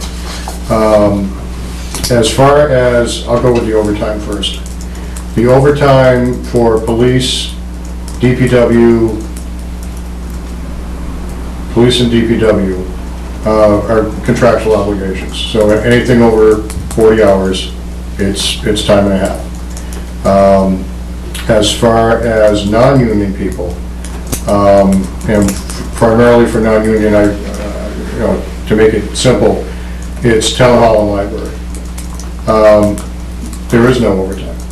We do not budget for overtime. We look at a position, whether it's 35, 32, 40, whatever it is, and we do the straight calculation, 52 weeks, and that's it. It's the only way anyone gets overtime is if, well, I guess one example, and I don't know that it did happen, but this is the best example I could give if it did happen, would be if we had someone, let's say, the town planner left, and we had already budgeted at a rate for that year, at a higher rate. We hire a new town planner at an entry-level rate, so we have a bit of a surplus in the budget. So if, we had a gap where we didn't have one, and she needed a little more time to get to some things that needed to be gotten to, it's possible that some overtime could be provided. I don't know that we did, but it's the best example that I could give. But we still wouldn't go over budget. And the budget is based on straight time for the year, for 52 weeks, whatever the person works per hour. So I do not have a practice of authorizing overtime in the town hall. I know the library doesn't. So that's pretty much all I can say about overtime. As far as comp time goes, I'll go the reverse. Well, there is comp time that's in the police contract. I don't think there's comp time in the DPW contract. I think it's strictly overtime. I could be wrong, but I don't think so. And as far as the town hall goes, the hourly employee who is most likely to be given comp time, and it would be approved by me, would be Linda. Linda works a lot of things over and above her 40 hours a week. And she doesn't put in for a tenth of what she does. When you see your emails, you'll see email coming from her on Saturday night, Sunday afternoon, whatever, so, and she rarely takes it. I mean, it's on the book, she rarely takes it. Aside from that, I'm not thinking of another person, a non-exempt person who has overtime. In the town hall, I do not take comp time. I've never taken comp time, not an hour. Donna Madden may have taken a couple of hours, because, she comes in on the weekends, gets the payroll done, there are special things that come up from time to time, and, she might get a couple of hours, but not much. So really where the comp time is for non-union people, would be the chief of police and the DPW director. Chief of police and the DPW director do get comp time. and that has been a practice of the town long before I got here. I asked about it when I first got here, actually. I think the chairman of the Board of Selectmen that I asked was sitting right over there. And I asked about the practice because I wanted to understand, and I was told, you know, that's what Bolton does, so the question was asked and answered. But as I said, I mean, I look at myself in the job that I do, and I consider myself, I knew when I took this job that it was a 24/7 job. And, yeah, well, I mean, you saw it last week. I was in every day last week. I wasn't wild about it, but I did. That's what the job requires. And I'd already submitted my payroll, you know, 40 hours vacation for the week. I don't amend my payroll. That's vacation time that's gone. And again, I'm not complaining about it. It comes with the job, you know. I knew what I signed up for when I took the job. And I remember, and I reminded Stan of this a couple of times, I would guess I probably was here maybe 2 months. And if you ever look at my pay sheet, you'll see that I put in, you know, 40 hours work, but I also capture all the hours that I put in. And the delta goes into the comp time box. The only reason I do that is because I want every selectman who's ever here to see the time that I'm putting in. And Stan stuck his head in my office one day and said, "Now, you got a fair amount of comp time down already." And I said, "I do." And he said, "Do you plan on taking it?" And I said, "No, I have no intention of taking it. I don't feel that I'm entitled to comp time. But I do this solely for the purpose of the board seeing the hours that the town administrator is working." So in a nutshell, that's where, you know, overtime is contractual in in union situations. Comp time is contractual for the police union, and then we have 2 department heads that historically have been granted comp time. So I hope that answers your question. It was kind of a long answer, but that's the answer. And unfortunately, you know, no disrespect intended, but why do we have salaried employees who get comp time? All I can give you is one of the answers that I hate the most when somebody gives it to me, which is that's the practice, that's been the practice. That's been the practice that has been sanctioned by past boards of selectmen. So, and it carries to this day.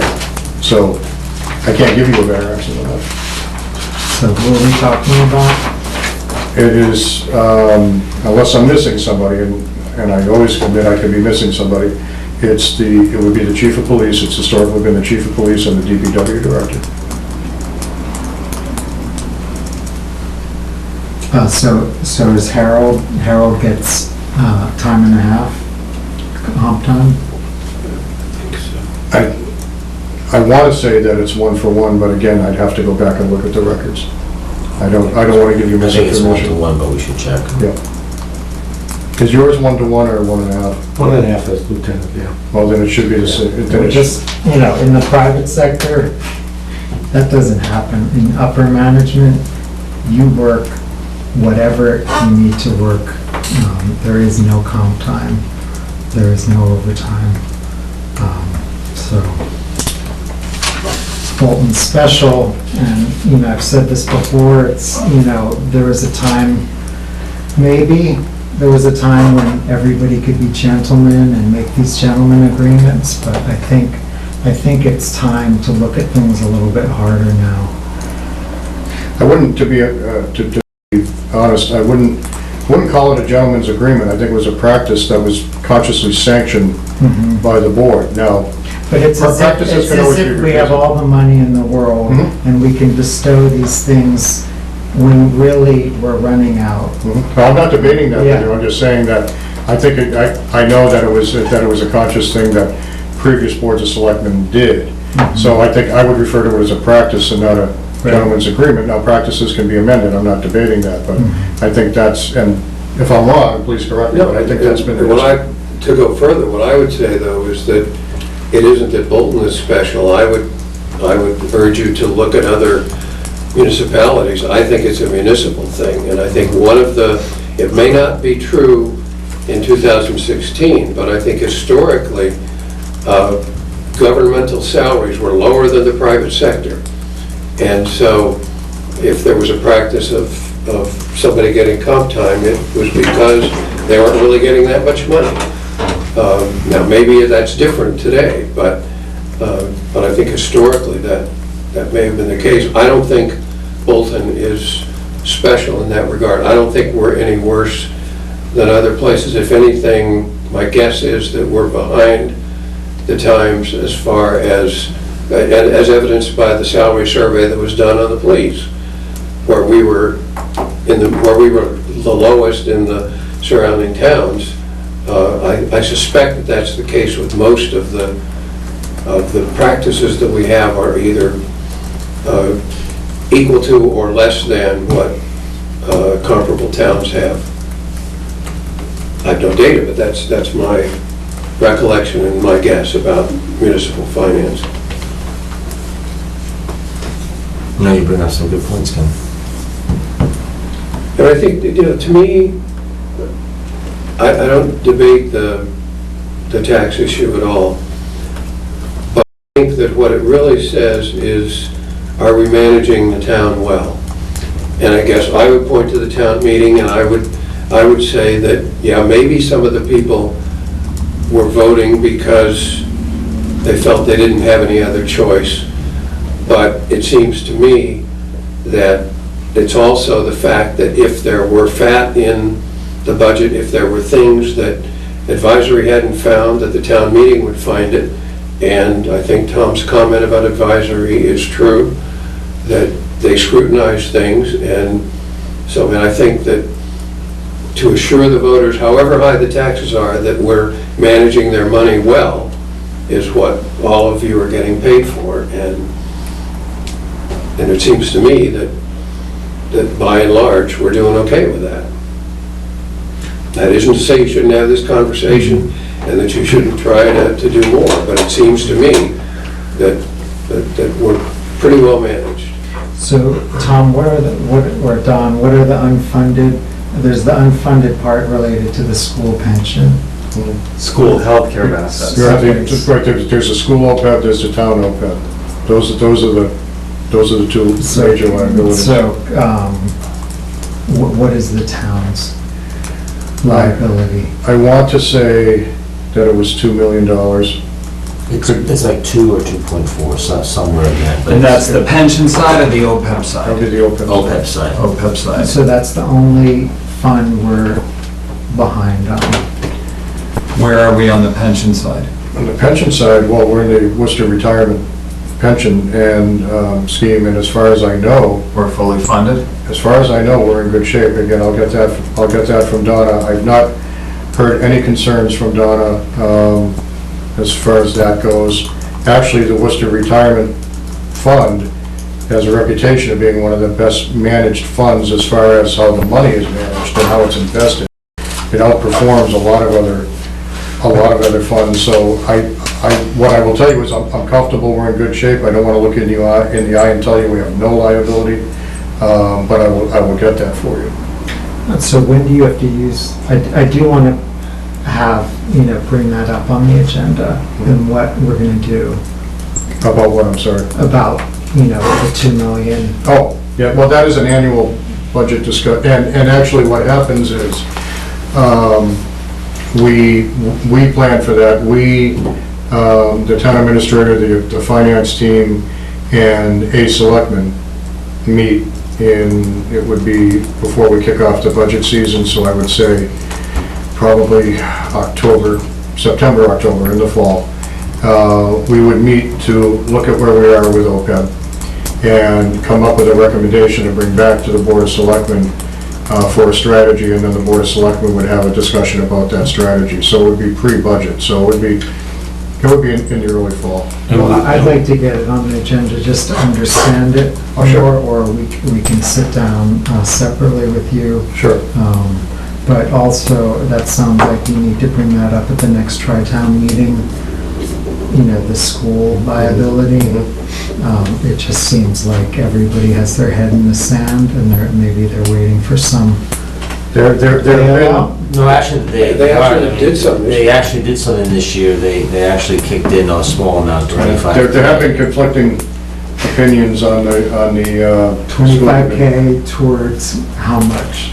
Well, the difference is that the reg is they've taken a half step towards, my understanding is they've taken a half step towards changing the reg. Before, it used to be you paid the healthcare benefits by the time the person died. So if those premiums were all paid by the time they died, you were in compliance. And now they're saying at the date of retirement, you have to have those fully funded. So that, I don't know what it was before, but now it's accruing at a very high rate. It must be over $5 million a year. It's over $60 million at the. I think you're probably pretty close.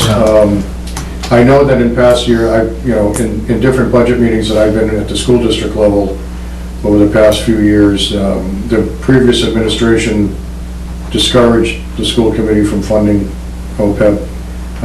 They didn't think it was a priority, and there was a split on the school committee about whether OPEB should be funded or not. I mean, some thought it should be, some thought it shouldn't be.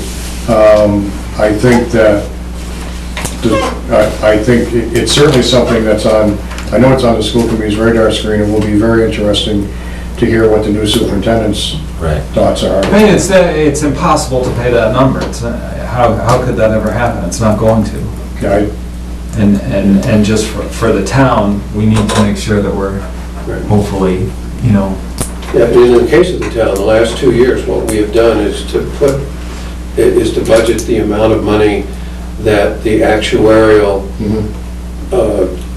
we are funding to what? Graph. The past 2 years, we have funded to what's referred to as the ARC, which is what the actuarial rate that says we need to fund to be in compliance by 2035. Right, so we are, and we've just been doing that the past, 2 years? 2 years. The first year was 186,000. Right, now This it's past year was 183. 183. Yeah, it actually came down a few thousand because we did start So paying. whatever the ARC is, that's what we want. So if we continue to do that, we'd be in a good position. I think it grows though. That number grows over the next 20, whatever it is. I don't know.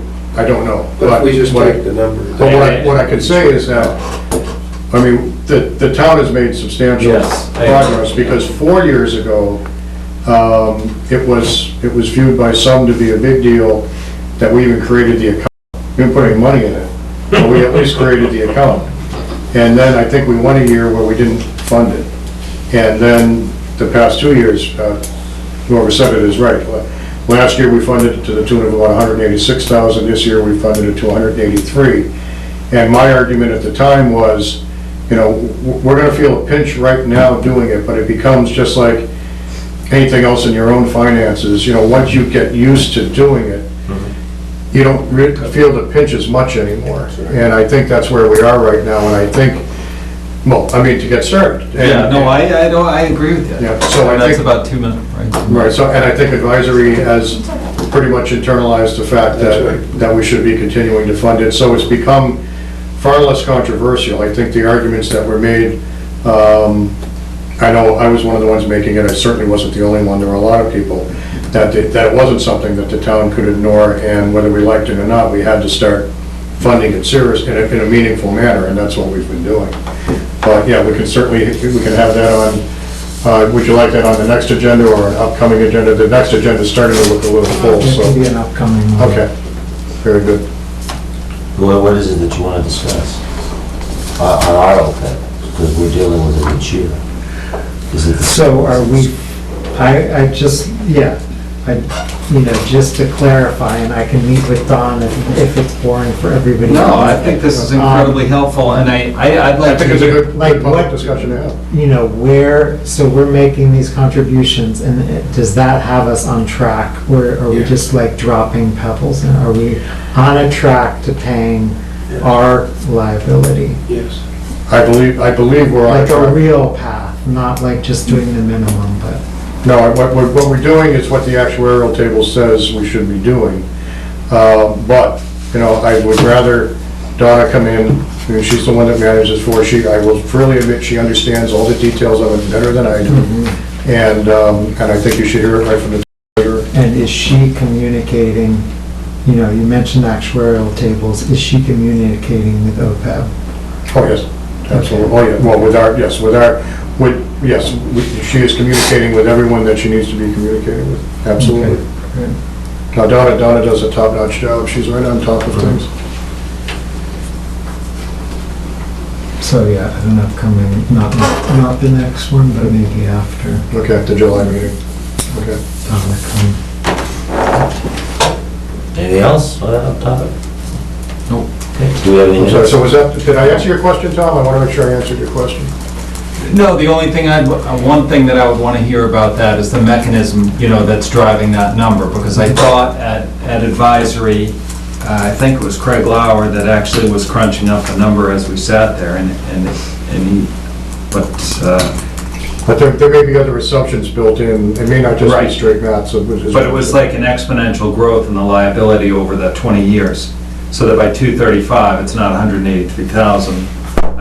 And I could be wrong about it, so I'd just like to So, understand. yeah, so Donna can show us what the payments are gonna be That's up right. to the, She can show you the latest information, and I think the actuarial table doesn't change every year, I think it's every 3, because I think last year we funded to the 2013 number, and I think we got the new number this year, but yes, we'll have the latest information. so just one last question about overtime. So when do you have to use it by? Or does it, there's been a lot of talk about. Comp time, sorry. In the police union, they have a cap of 50 hours. There's no period of time that they have to use it in, but they can't have more than 50 hours, so it encourages pretty quick use. Town-wise, we do not have a policy on how quickly you need to use it. There's also no policy on cashing it out. I mean, when Heather retires, she'll be cashing out whatever vacation time she has. She's not entitled to cash out comp time, just like anyone else. When someone leaves, do they get paid the comp time? No, they do not. They don't cash out. How much vacation time can you carry from year to year? 1 week? I'm sorry, one week, yes, I'm sorry. Yes, and that's for everybody, including me. I can only carry over 1 week. Yes, but a very good example, when Chief Alfano retired, he was not entitled to cash out his comp time. He had a fair amount of comp time on the books, and he did not cash it out. He was not paid for what he had on the books. But I mean, could you, if you have 3 months comp time, could you just leave 3 months early and get paid the last 3 months? We don't have anything that says you can't. Cannot. I haven't seen anyone do it, but you're right, there isn't anything that says that you can't do that.